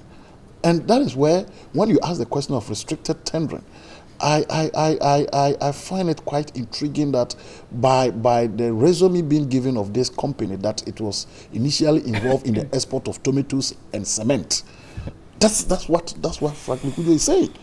In the export of tomatoes and cement, and they are involved in such a business. To be fair, the company profile Yeah. indicates that they are into ICT solutions as well. That is where it becomes a problem when, based on what you are saying, that the profile of the company says that they are into what? ICT as well. And somebody or an organization like Imani says that they are involved in what? Export of tomatoes and what? And cement previously. Then it makes this whole debate lack credibility.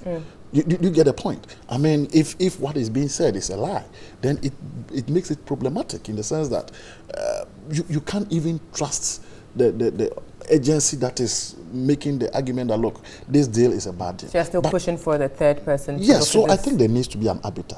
And whilst there's the call for an arbiter, I think if Parliament wants to look at it, it's a very good agency or body to look at it. But I think all this will come to nothing if the various players do not ease their stance. And they should look at things objectively, in the sense that if there are concerns... No, how do they ease their stance when they are convinced that they did? I mean, on the side of the ministry, they believe they got value for money for the state. That is where they need to be. On the side of Imani and other civil society organizations... That is where the arbiter comes in. When you come to Parliament, they have various committees that deals with these issues, and they are bipartisan, you know. But in all of this, I always say that the end result for an ordinary voter, is value for money. Value for money. If what is being done by this administration is one that does not inure to the benefit of the citizenry, I can tell you for a fact that, and that is why I started by saying déjà vu, the government is going to pay for it, because we've seen it before. If, as Honorable says, the country is going to make what, 1.4 million Ghana every month as money that is coming to the state, they are definitely going to be rewarded. Yeah. But I think when you listen to the interest groups, what they are saying, and I mentioned a couple of them. I mean, these are high reputable civil society agencies that have a lot of credibility when it comes to their contribution to our public discourse. I think this issue needs to be looked at again. And the minister's position, or the deputy minister's position, that this deal is not going to be cancelled, is a no-go area. I think it needs to be looked at, and it needs to be looked at properly. Very well. Mr. Pebu, your perspective on this? I think I agree with Dr. Jinapo that we should have an arbiter. So in this case, going by our constitution, that should be a commission of inquiry. Yes, I strongly advocate that let's have a commission of inquiry into this matter, because you would see that if you listen to Mr. Franklin Kujo, all the points that he's made about this not being value for money, Mr. Anda has also cancelled them out. Right. So to be very candid, it's difficult to understand who is right and who is wrong. So in such a matter, the best is to have a commission of inquiry, so that both sides will lay all the papers bare, because when we have full disclosure, then we can better appreciate the case and also better make suggestions for reform. Because as it stands now, you and I haven't seen the contracts, and yet we are compelled to comment. You know, there's this wise saying that when you don't know the whole story, you are better off shutting up. I think that this is a better case.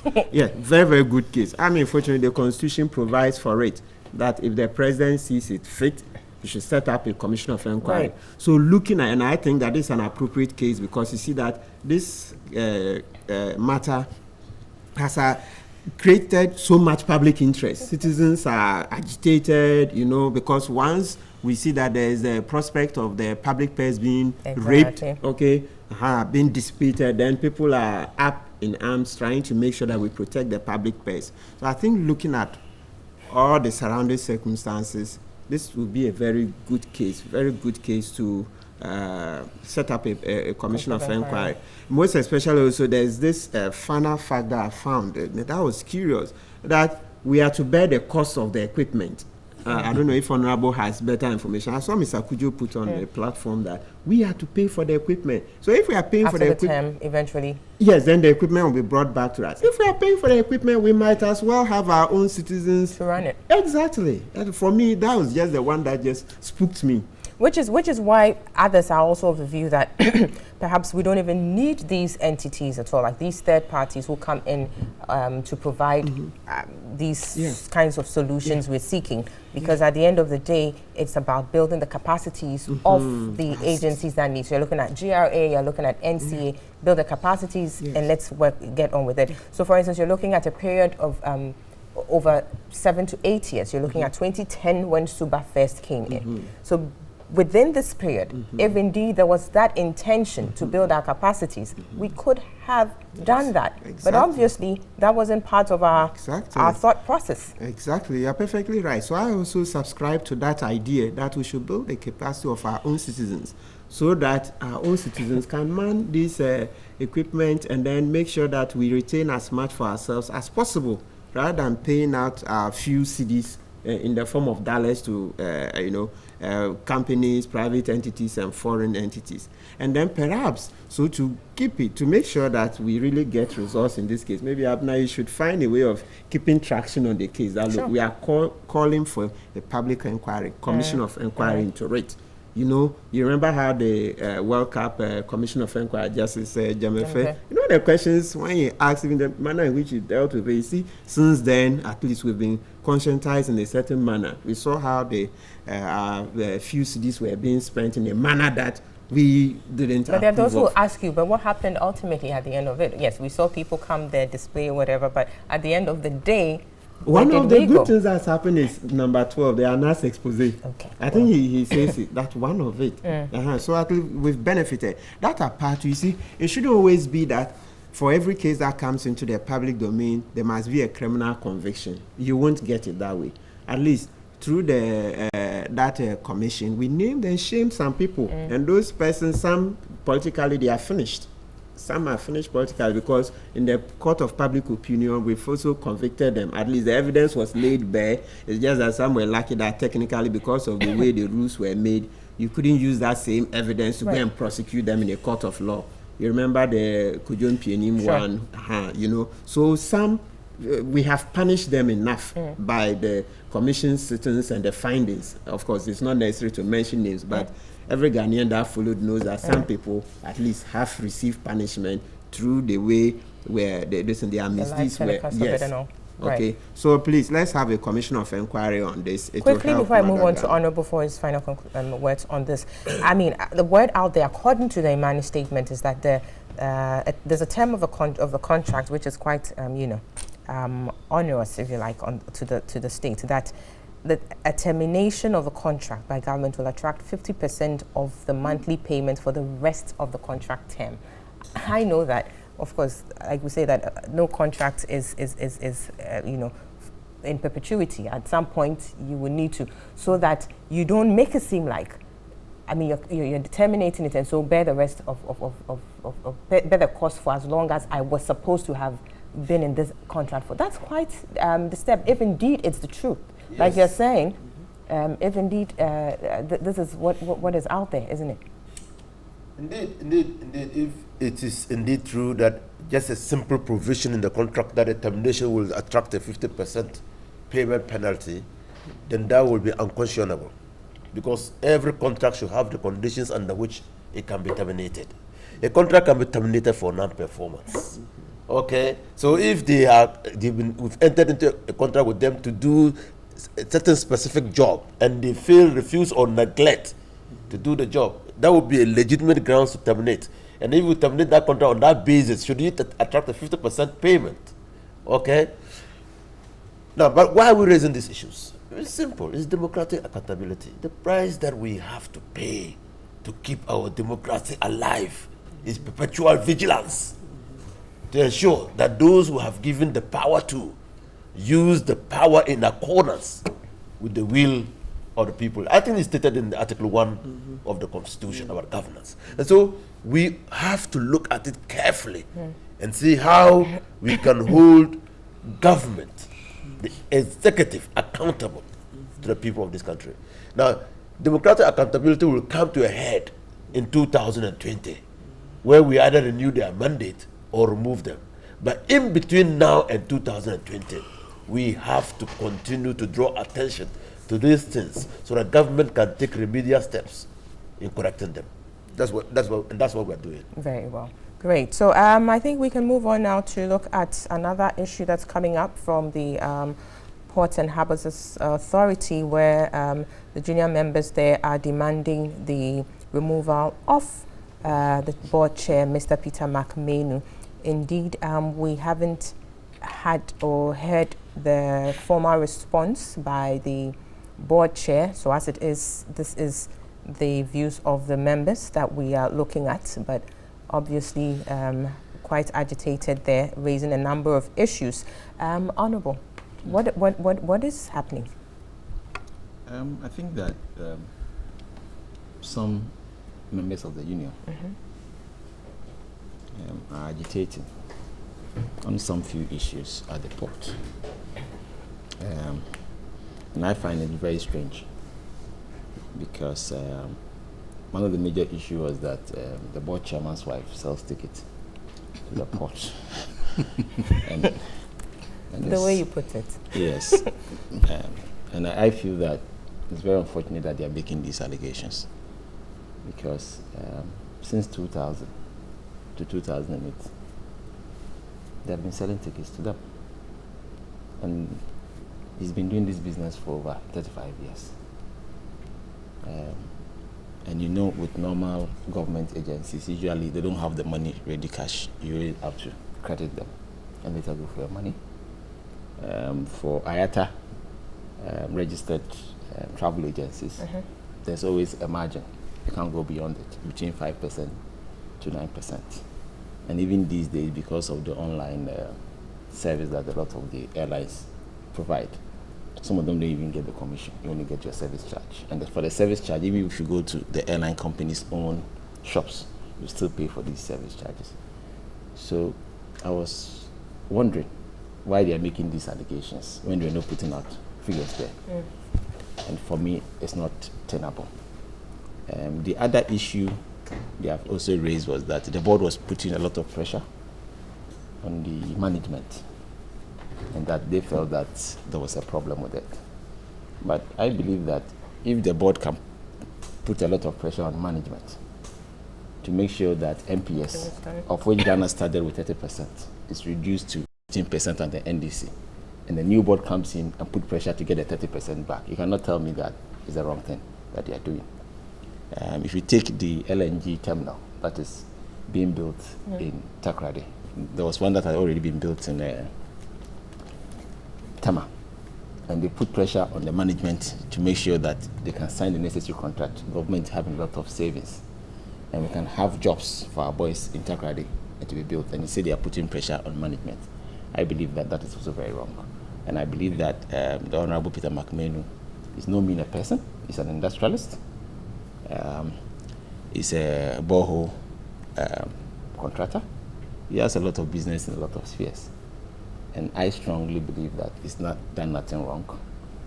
I think that on Thursday, that's when the issue came up. And I think he responded to some of the radio stations.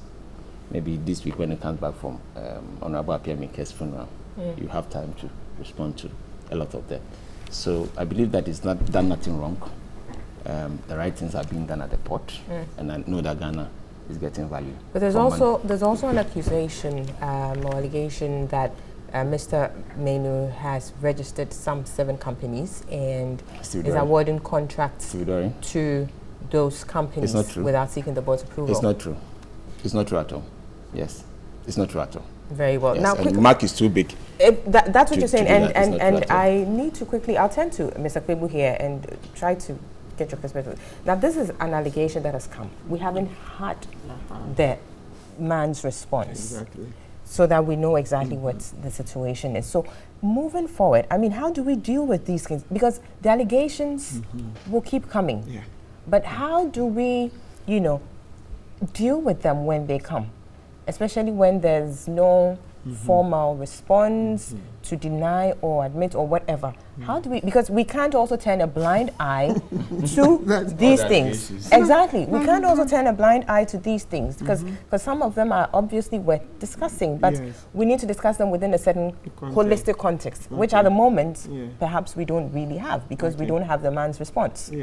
Yes, I think, well, in that case, is what you continue doing, which is that you would, before discussing it, you would say we've not had the benefit of his response, and so we are not passing definite judgment, and those other caveats, yes, because when matters of such a very serious public interest come out, at least he has a responsibility to give a short response that perhaps his lawyers are dealing with it or any other statement, so that at least we know. But to totally leave it unanswered is not the way to go. You know, with big people like this, usually there are PR companies and PR individuals who deal with this. And it's standard. Once it's in the newspaper, no matter how good your case is, you cannot just keep quiet. There has to be a statement that, oh, I'm reviewing what is in the papers, or I'm consulting my lawyers, I'm going to court, something. But to leave it this way, so the best is that, let's say, we haven't had the benefit of his responses, so we'll discuss it generally, and we are not passing definite judgment. Yes. But also, isn't there a responsibility on those making the allegations to substantiate the allegations at some point, or even as they make them? Because talking about the fact that, or alleging that this man has incorporated or set up 7 companies that are being given contracts by GPHA itself, raising conflicts of interest issues. These are facts that can be verified or can be proven easily. So shouldn't the allegations then come with it so that at least it gives it some level of credibility? Good. Yes, that's a very salient point. So perhaps the journalist should have asked to see copies. You know, sometimes these things, they may well have them, but if you don't ask for, it may not come up. So maybe the next part of it is that we would ask the union to come up with the copies, searches they've conducted at the Registrar Generals or any other documentation that they have to prove this, so that we can look at those, so that those would give the story some credence. Yes. Very well. Honorable Hussaini, with this story, again, looking at the circumstances of it and all, moving forward, we are looking at the allegations that have come in. We haven't had the response of the man involved and all of that. But again, the president, for instance, in his inaugural speech said, encourage Ghanaians to be citizens, not spectators. So definitely there's that level of, you know, there's that responsibility there on people to ensure accountability and all that. But there's also a responsibility to just not throw things out there, but back it up with whatever it is, to enable us to have a certain holistic conversation. Otherwise, it's a bit, I don't know what, exactly, and it kind of makes it perhaps premature, doesn't it? Well, yes, most of the times when this has come up, when we were doing family law in the law school, they said that when you find a woman and a man in court, it means the pillow can no longer bear the things that have been speaking to themselves on the pillow. And so when you find these things in the public domain, it means that there have been simmering tensions in public operations before they erupt. It's like a volcano. So things have been simmering. Now, so our people are becoming political activists. Okay? And so sometimes they do that to preempt. Other times they do that to draw attention to seeming irregularities of improprieties in the public office. Now, they are also very much alive, and everybody knows. Sometimes you don't need to prove that a public officer giving a contract to a relative has put himself in a conflict of interest situation. You don't need to. But because they are persons, they see the relationship and they raise issue. Okay? Sometimes the issues can be legitimate, other times no. But if they see those issues and raise those, they see those problems and raise issues, we should not throw them away, because they are backed by the Constitution. And in fact, Article, I just opened it, it talks about conflict of interest. Yeah. 284. A public officer shall not put himself in a situation where his personal interest conflicts or is likely underlined to conflict with the performance of his functions in his office. And so he includes she. And so when they see the chairman of the governing board and the governing board of the or governing council of the GPHA is the board. So when they see the chairman's wife supplying tickets, she could have been doing that long ago. But now, because McMahon is the chairman, it now becomes an issue. You see, that is how people perceive it. And when that happens, you need to step in and see what exactly is happening. Is it really the case? Is it really the case that the chairman of the board's children are suppliers now? Because if that's the case, that's likely to bring the performance of his functions in conflict with his personal interests. So these are issues that they are raising. And we find these issues almost everywhere. And that is the worrying trend. That's the worrying trend. And it's sad to say that under this government, family and friends appear to be legendary. Well, family and friends have always remained, been an issue. I say no, they're legendary. They're legendary under this one. I've always been an issue with governance in this country. Obviously, we need to look at it, critically to ensure that, we are not compromised in that regard. But Doc, let me have your perspective on this. I think it's quite a worrying situation, and I think this issue needs to be put in proper perspective. Proper perspective in the sense that we are talking of the chairman of the Ghana Ports and Harbours Authorities Workers Union, Mr. Asip. That's his name. He's the chairman of the union. So the junior members. Junior members, who is making this allegation. So it's not an ordinary person. We are talking of what chairman of what? A union. And he's not just making allegations, he's making specific allegations. One being that the wife of the chairman took over.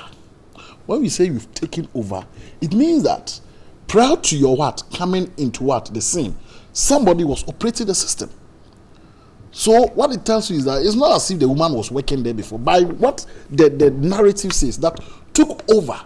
And after she took over, the prices of the tickets have been doubled. That is the point that she is making. It's an allegation that he is making. I don't know anything about it. To be proved. Yeah, he is making those allegations. Secondly, he says that, look, there is a new material block that has been built. The wiring has been given to what? The children of Mr. McMahon at a figure. He quotes the figure that 4 million Ghana cedis. And that 3 of his children are suppliers. These are very, very serious allegations, Abana. And it's not as if the honorable chairman hasn't responded. He responded by saying that all those allegations are bogus. That's what he said. Oh, he has responded yes. formally? He said, no, check. I'm telling you, I listened to him. Okay, he said it's bogus. Yes, it's bogus and lies. Well, then add the word lies. That's what he said. Add the word lies. Bogus and lies. I didn't know there was that formal. No, it's bogus and lies. If there is, then bogus yes. and lies. He said, add the two. Then our job is pretty much bogus. cut out for us then. It's bogus and lies. And So lies. add the two, yes. Yes, he said all what you're saying is what? Bogus and what? And lies. Yeah. You get the point.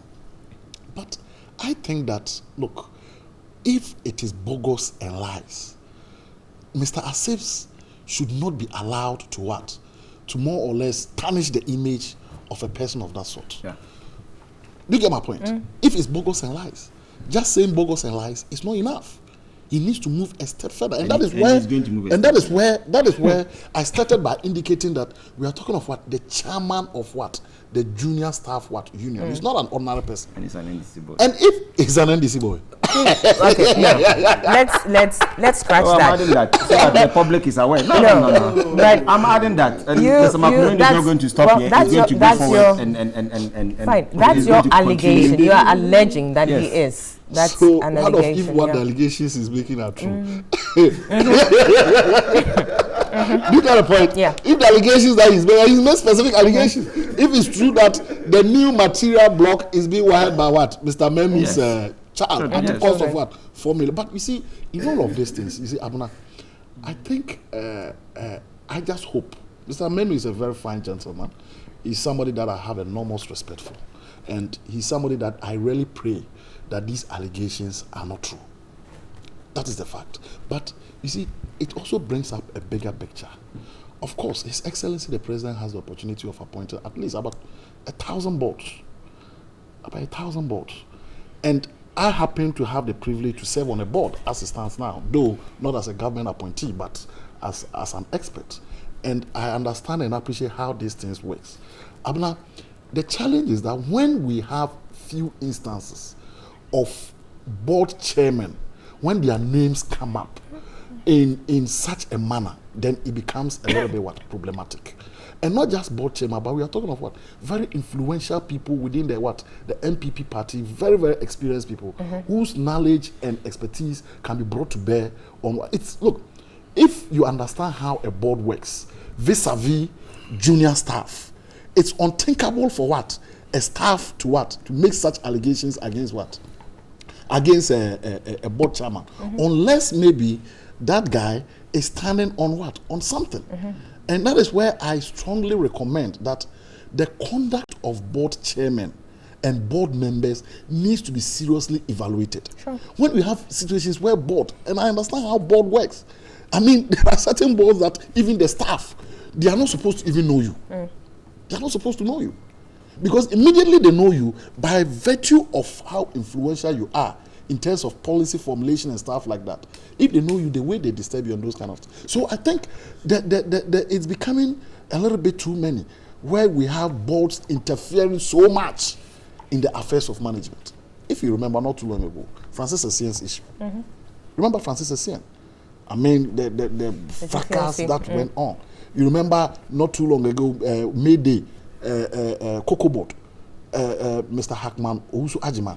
And that is why I said, look, even though the president appoints a lot of boards, these are just a few, but this should not be should not be entertained. So, an investigation needs to be conducted into this issue as quick as possible. And it's taking even too long.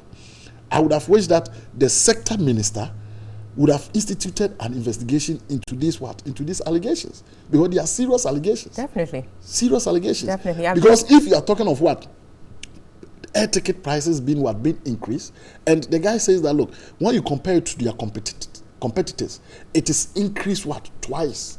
That is a rip-off. Right. No, that's why I said investigation. All these things can be authenticated, whether it's true or lies, if an investigation is initiated. And I think as quick as possible, that investigation needs to be initiated, and that investigation needs to be preempted by the honorable board chairman, because his name is is in this issue, and his integrity is at stake. And if these are allegations that are lies, then that gentleman needs to be reprimanded. If they are true, then the board chairman also needs to be held responsible. So apparently, Mr. McMahon was speaking to a sister station, Kasapa, and he's made these comments. I will read them out briefly. On the contracts awarded to his kids, he has this to say that, how can I award a contract to myself when nothing of that sort has come to the board? I'm telling you on authority that since I became the board chairman, there hasn't been one agenda that has included procurement, and you can verify that. There's no iota of truth that I've awarded a $4 million contract to myself. I repeat, no tender issue has come to the board. Then he goes on to say also, in respect of the travel agency, that I've been in travel agency for the past 35 years, so it's not as though I went into that business as soon as NPP came to power. I don't know where they got their prizes. When I come to Accra, I show all the prizes of the tickets that have been issued to GPHA and their invoices to the media to cross-check from the airlines if someone has indeed inflated the prices by 100% as they claim. And he goes on to say that the allegations are lies and bogus. Total, okay, I'm not going to say the word there, but that's there. So, essentially, regarding the travel agency, there's no denial that indeed his wife is running it. He's just disputing the figures. Yeah.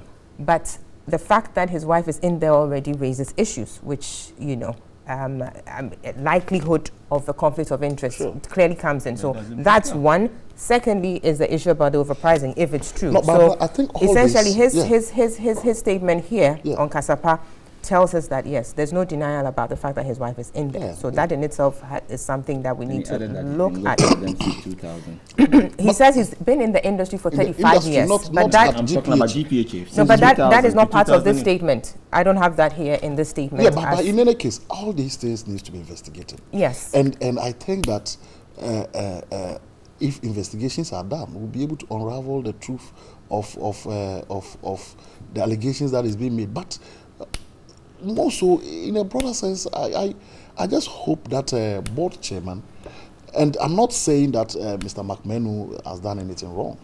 I'm just saying that board chairman and even board in general need to understand and appreciate their roles. Because oftentimes, it's unfortunate that most boards, and even there are instances that you have board chairmen having offices in what? In the premises of the company, and they tend to micromanage everything, and that is not their job. I do not know whether they go through orientation when they are given those positions, but it's unfortunate, and I think something drastic needs to be done about it. Very well. We'll take a break at this point. When we come back, we conclude on this matter and look at whether or not former President Mahama has launched a comeback. We will be looking into that soon. So we'll see you shortly. You're watching and listening to Newday Saturday Edition. We'll be right back. This one is not part of it.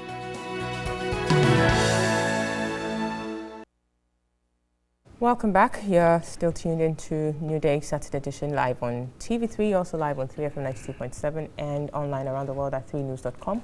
Also on our Facebook page, TV3 Ghana. We'll conclude with the discussion on happenings at the Ghana Ports and Harbours Authority, and then quickly launch into the discussion on former President Mahama and whether or not he has given the clearest hint as yet of a possible comeback in 2020. Honourable, please conclude with the Mr. Peter McMahon issue for me, and then we go.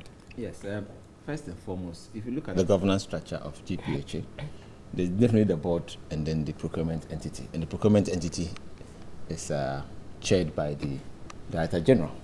So naturally, I believe that if there's a conflict of interest situation, the procurement entity would have advised the board, or the board would have advised the chairman. And the chairman has also made it clear to the board before he became, when he became a chairman, that his wife is in that business already, and he has been dealing with the port since 2001.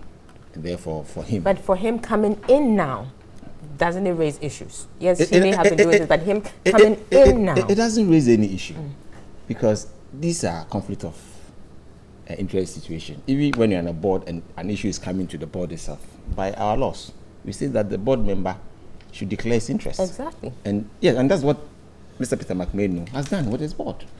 And if the board felt that it was going to create a situation, I don't think they wouldn't have told him. They would have told him.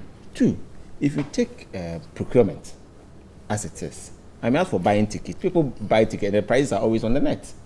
And naturally, I know that for telling people that it's 100% the price, I believe that it's a wild allegation and it's a lie, and Ghanaians should just discard it. Treat it the way it is. Yes. Like I said earlier, Mr. Peter McMahon was the former regional chairman for AGI for both Western and Central region.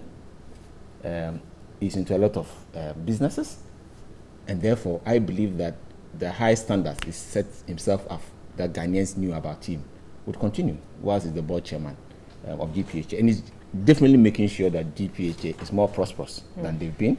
I've told you about the LNG project. Yeah, you did. That's, yeah. Yes, so I've told you about the... Let me move on quickly the then. 30% restoration of the shares in MPS, which is going to give Ghana Port and Harbours more money so they can take care of more workers. I believe that these are the mark of a good leader at the board. Very well. I'm Honourable Hussaini, quickly on this, and then we go. Well, what we are seeing at Post, what we saw at Cocoa Board, what we heard at Ghana Cylinder are just microcosm of what is happening in government. You see,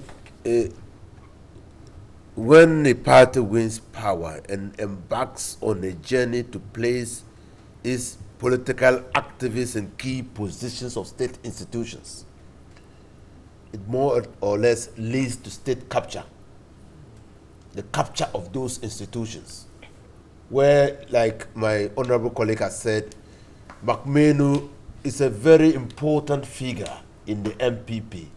So even if these allegations are true, one will be hesitant in bringing him to book. That is the capture I'm talking about. Now, so but as a country, has been. Yeah, that's how it is. So as a country, the bane of our democracy. So as a country, and that's why the vigilantes embarked on that free-for-all fight to have their share of the state this. So you see, as a country, we must be looking at how we can insulate our public institutions from the manipulation of political parties. Sure. That's how we should go. Because why? What exactly it was AGI had. So that vests him with the right expertise and experience to be the board chairman of GPHA. And you can ask that for many, many other places. And so I just think that probably going forward, we should legislate, just like we have done for the Presidential Transition Act. That some institutions should be insulated against political manipulation, and probably we won't be facing these problems. Perhaps deal with this whole thing about the winner takes all, because consistently that is one of the reasons that we see all these. Because if you had a situation where you could actually reach out to other sites, you wouldn't necessarily have that. I don't agree to that actually. Winner takes all. So we do representative, or we mix up. Now, but that is also, that is institutionalizing this act. It means that, well, you can also get there. What I'm saying is that let's insulate public institutions against political. So, Abna, after here, you could be the chief executive officer of a public institution. Not because you support a political party, but because you are competent to do so. You see, public institutions must run along market-oriented principles. Okay? So, that being so, you should get people who will lead them towards productive activities. Public institutions running down. If you have a board chairman who can sign a contract, and then you question the contract on the basis of value for money, says, look for me, I've signed the contract. Yeah. You can do what you want. You can do your worst, and the worst they can do to him as a government will be to remove him. Right. We need to change that. Obviously, Mr. Quickly. It can't be business as usual. Exactly. So it's good. It's good. Citizens and civil society, we are pushing for proper, better accountability. Yes, this is the way to go. So bottom line, to the extent that we are discussing it here, we are showing that we are not happy with these kind of things. I think by and large, it helps to bring about change, because it tells you that then the political actors are watching, that citizens are picking up on every issue. They're watching, but are they listening? Yeah, but people, you've seen the electoral cycles we've had. So you see that as citizens, we've punished each party for not listening enough. So we're hoping that after some time, they really will listen. Otherwise, then it means that the punishment would continue. So for me, I just say that, well, let's just keep pushing. Pushing for that. Quickly, though. Politicians never fail to amaze me. When I listen to my senior brother and very, very good friend, Honorable Inisa Fusini, says that we should legislate. Meanwhile, not too long ago, he was in power for 8 years. He didn't do anything to change it. Ashantis have said that it's your young kumwa, it's interesting, but I believe that, look, we have some board chairmen who are doing extremely well and who do not have problems. And for instance, my board chairman, Professor Kwatin, is an excellent guy. Excellent guy. And I really am happy to work under him. That said, I think we also have to be very, very, very careful not to conclude that Honorable McMahon has done anything wrong. Of course not. Yeah. Sure. He hasn't done anything wrong until proven what? Guilty. As such, yes. But that also means that he has to initiate the steps to ensure that he is vindicated. And whilst he do that, we also have to be mindful and watchful of the fact that this young man, Mr. Asip, is not victimized. Because already Honorable is sitting here saying he's an NDC boy. If he's an NDC boy, so what? If he's an NDC boy, can't he say he's not? That's why he's lying. No, but it needs to be proven. That is why he's lying. That is why he's lying. But anyways, let's not belabor this. It needs to be. It needs to be proven. But I think we need to have I mean, professionalism and efficiency when it comes to. But I mean, by and large, I'm not this issue about board management staff rifts needs to be, I mean, it needs to be addressed seriously. Yeah, right. Okay, like so we'll move on. We just have like about 17 minutes to run up on this and wrap up on this show. So we'll just quickly go into the discussion about former President Mahama. So this week on in a Facebook post, the president put up something, and it's been interpreted as the clearest hint so far. You know, the former president has been tight-lipped about his whether or not he's going to contest the 2020 elections. But in a recent post, people are interpreting that to be an admission or, you know, declaration of intent to contest the 2020. And I think I have it here, which is saying that this was on the 19th of May, I believe, that to you, the team and supporters and sympathizers calling and requesting me to declare my intentions for the future, I wish to assure you today that as a servant leader, I have listened to your calls and reflected. I will not disappoint you even as we await the publication of the party's guidelines for selecting a new leader. Honorable Hussaini. What do we make of this? What do we make of this? Oh, obviously. Obviously, set us off on this track. I think that 17 minutes is just too woefully inadequate to discuss. Yes. Yes. But we'll try. But to be honest with you, present happiness and government have demonstrated clearly that Muhammad was a saint. in human body. Now we've had. You saw the reaction.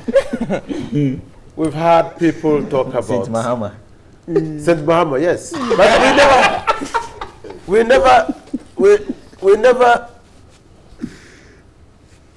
elected a person who we thought would not have faults.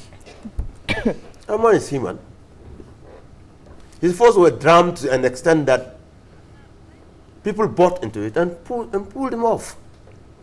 Now, after his loss in the 2016 elections, subsequent events have proven that probably he was better. So, question is this a formal thing, a declaration of intention to? Well, you see why? You know why it's going to be a done deal for Mahama? Not that it's going to be a done deal, but he needs to declare his intention first before we even talk about whether it's a done deal or not. I thought that, and he's been tight-lipped so far. He's not been tight-lipped. He has been. It's just released. You read something which said that he will not disappoint. When you say, I will not disappoint you, it means that your expectation of me will be met. Clearly, that's what he means. Sure. And we want to believe that you know, having a certain level of relationship with the president, then you know exactly what it is. So then I'm taking it from you that this is a declaration. If the Mahama doesn't run, who will run? Okay, sure. So we do have it then. It is an intention out there. He's declared it. But then the next question is, does that mean that the party is now well put together? Because you do remember that when he was asked earlier, I believe in sometime in 2017, he said it's important to, he used a phrase that it's important to go to war with a strong horse than a strong jockey. To wit, putting together the NDC is more important than that. So now that he's declared, according to you, are we saying then that the party is well put together? Well. Now, first of all, Abraham, you must understand that reorganizing the party is not mutually exclusive to a declaration of intention. But he made it that way with his statement. Well, I'm saying he made it seem like one should come first, then the other. I say it's not mutually exclusive. I mean, when he even said that people were joking around for positions, it meant that they didn't even take what he said. And so, yes, the reorganization of the party has been going on. In fact, as I speak to you, we are doing our branch elections. And by the 18th of next month, we'll be doing our constituency elections across the country. And then we'll move on to the regional elections, and then the national elections, and then we'll select our flag bearer. The Constitution says that we must select the flag bearer 2 years before we go into a contest. So that's the reorganization. And so we're going on. Okay? And so for us, we are getting ourselves prepared. But we are every day emboldened. Because clearly, present happiness is emboldening us. And I have said that all that we need to do is to get our members psyched up, motivated, encouraged, organized, and prepared to come out and vote. That's what we have to do. Because in the last elections, clearly, MPP touts that they got 1 million, about 1 million votes more than NDC. When you do the analysis, NDC lost votes. Members in the regions who traditionally voted NDC did not come out to vote. So now the challenge is, how do we get our members to come out and vote? Lastly, Mama should come out to contest, because Mama lost elections in 2016. We're in 2018. Nana Akufo-Addo and this government has been embarking on the mission to commission all projects that were started by Nana Akufo-Addo. In some projects that have even already been commissioned, they go to remove the plaque and then put their own plug and commission. That's that's your allegation you're making right here. But we need to take a break, though. When we come back, I would want your perspective on this fact, or this question about the fact that Mr. Mahama is tainted with, he has this corruption label on him, as against the others who do not have, i.e. the Joshua Alabi's ENCO. We'll take a break. When we come back, we will conclude on the show. You're watching Newday Saturday Edition. We'll be back.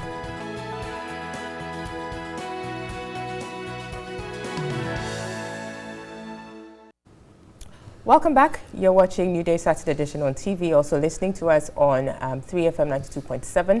We're just about wrapping up on the show here. We don't have much time, but we'll quickly do this and then we'll bring it to a close. I go back to Honorable Fussaini here for you to make your conclude with your submissions. I asked the question before the break that how do you deal? You are saying Mahama is, who else but Mahama? But Mahama has a certain label, and indeed people who have expressed interest to, contest, you're talking about Honorable Bakbin, Joshua Alabi, Spio Gabras, have tried to suggest that they don't have that label. How do you deal with that? But that label was foisted on him by the MPP.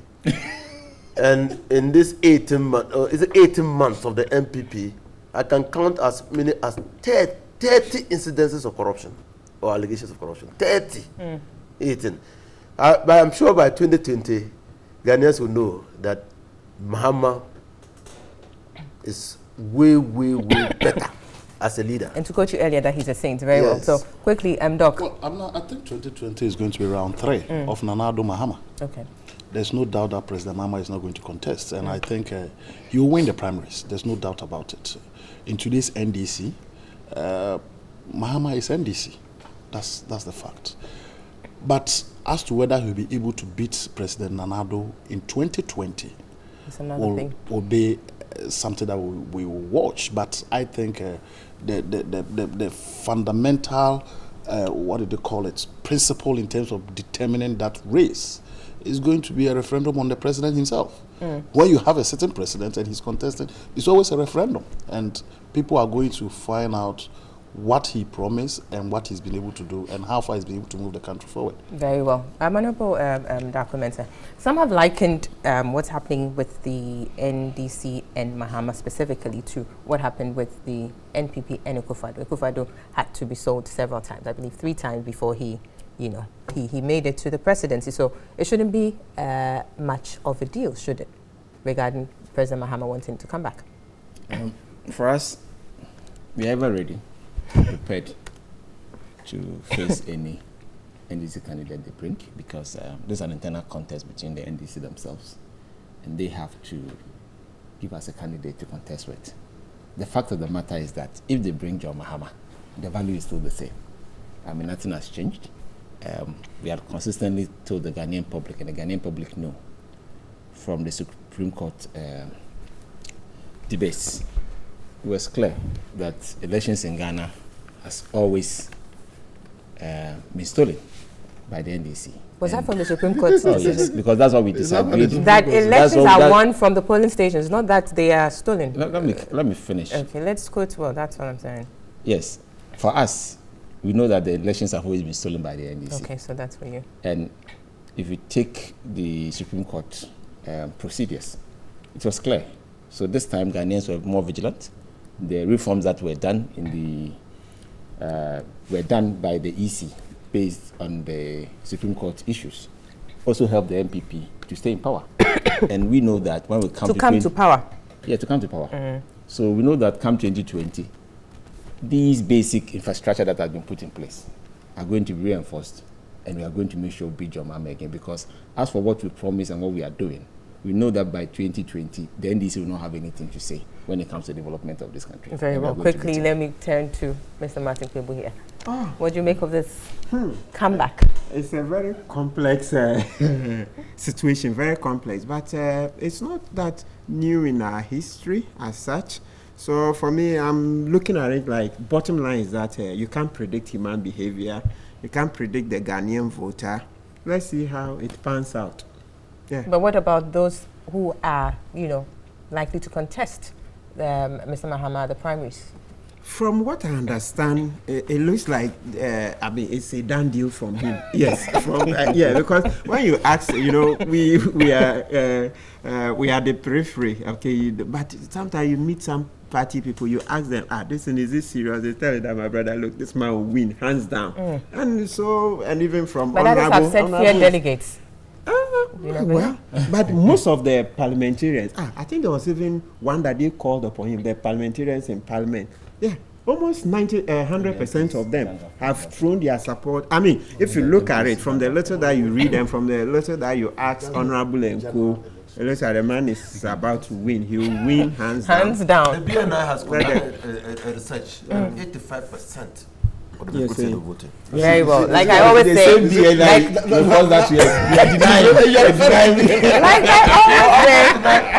only a matter of time. It's only a matter of time. So we'll wait to see what happens with the NDC who emerges flag bearer. But perhaps it's early days yet, so we'll just keep our fingers crossed and watch that space. But thank you so much for joining us this morning. We appreciate your time with us. Thank you also to the panelists, Dr. Ahmed Jnapo, Mr. Kobio Dakumensa, Martin Kwebu, and Honorable Inusa Fuseni. Thank you so much, gentlemen. We'll be back here same time, same place next week. Have a good weekend.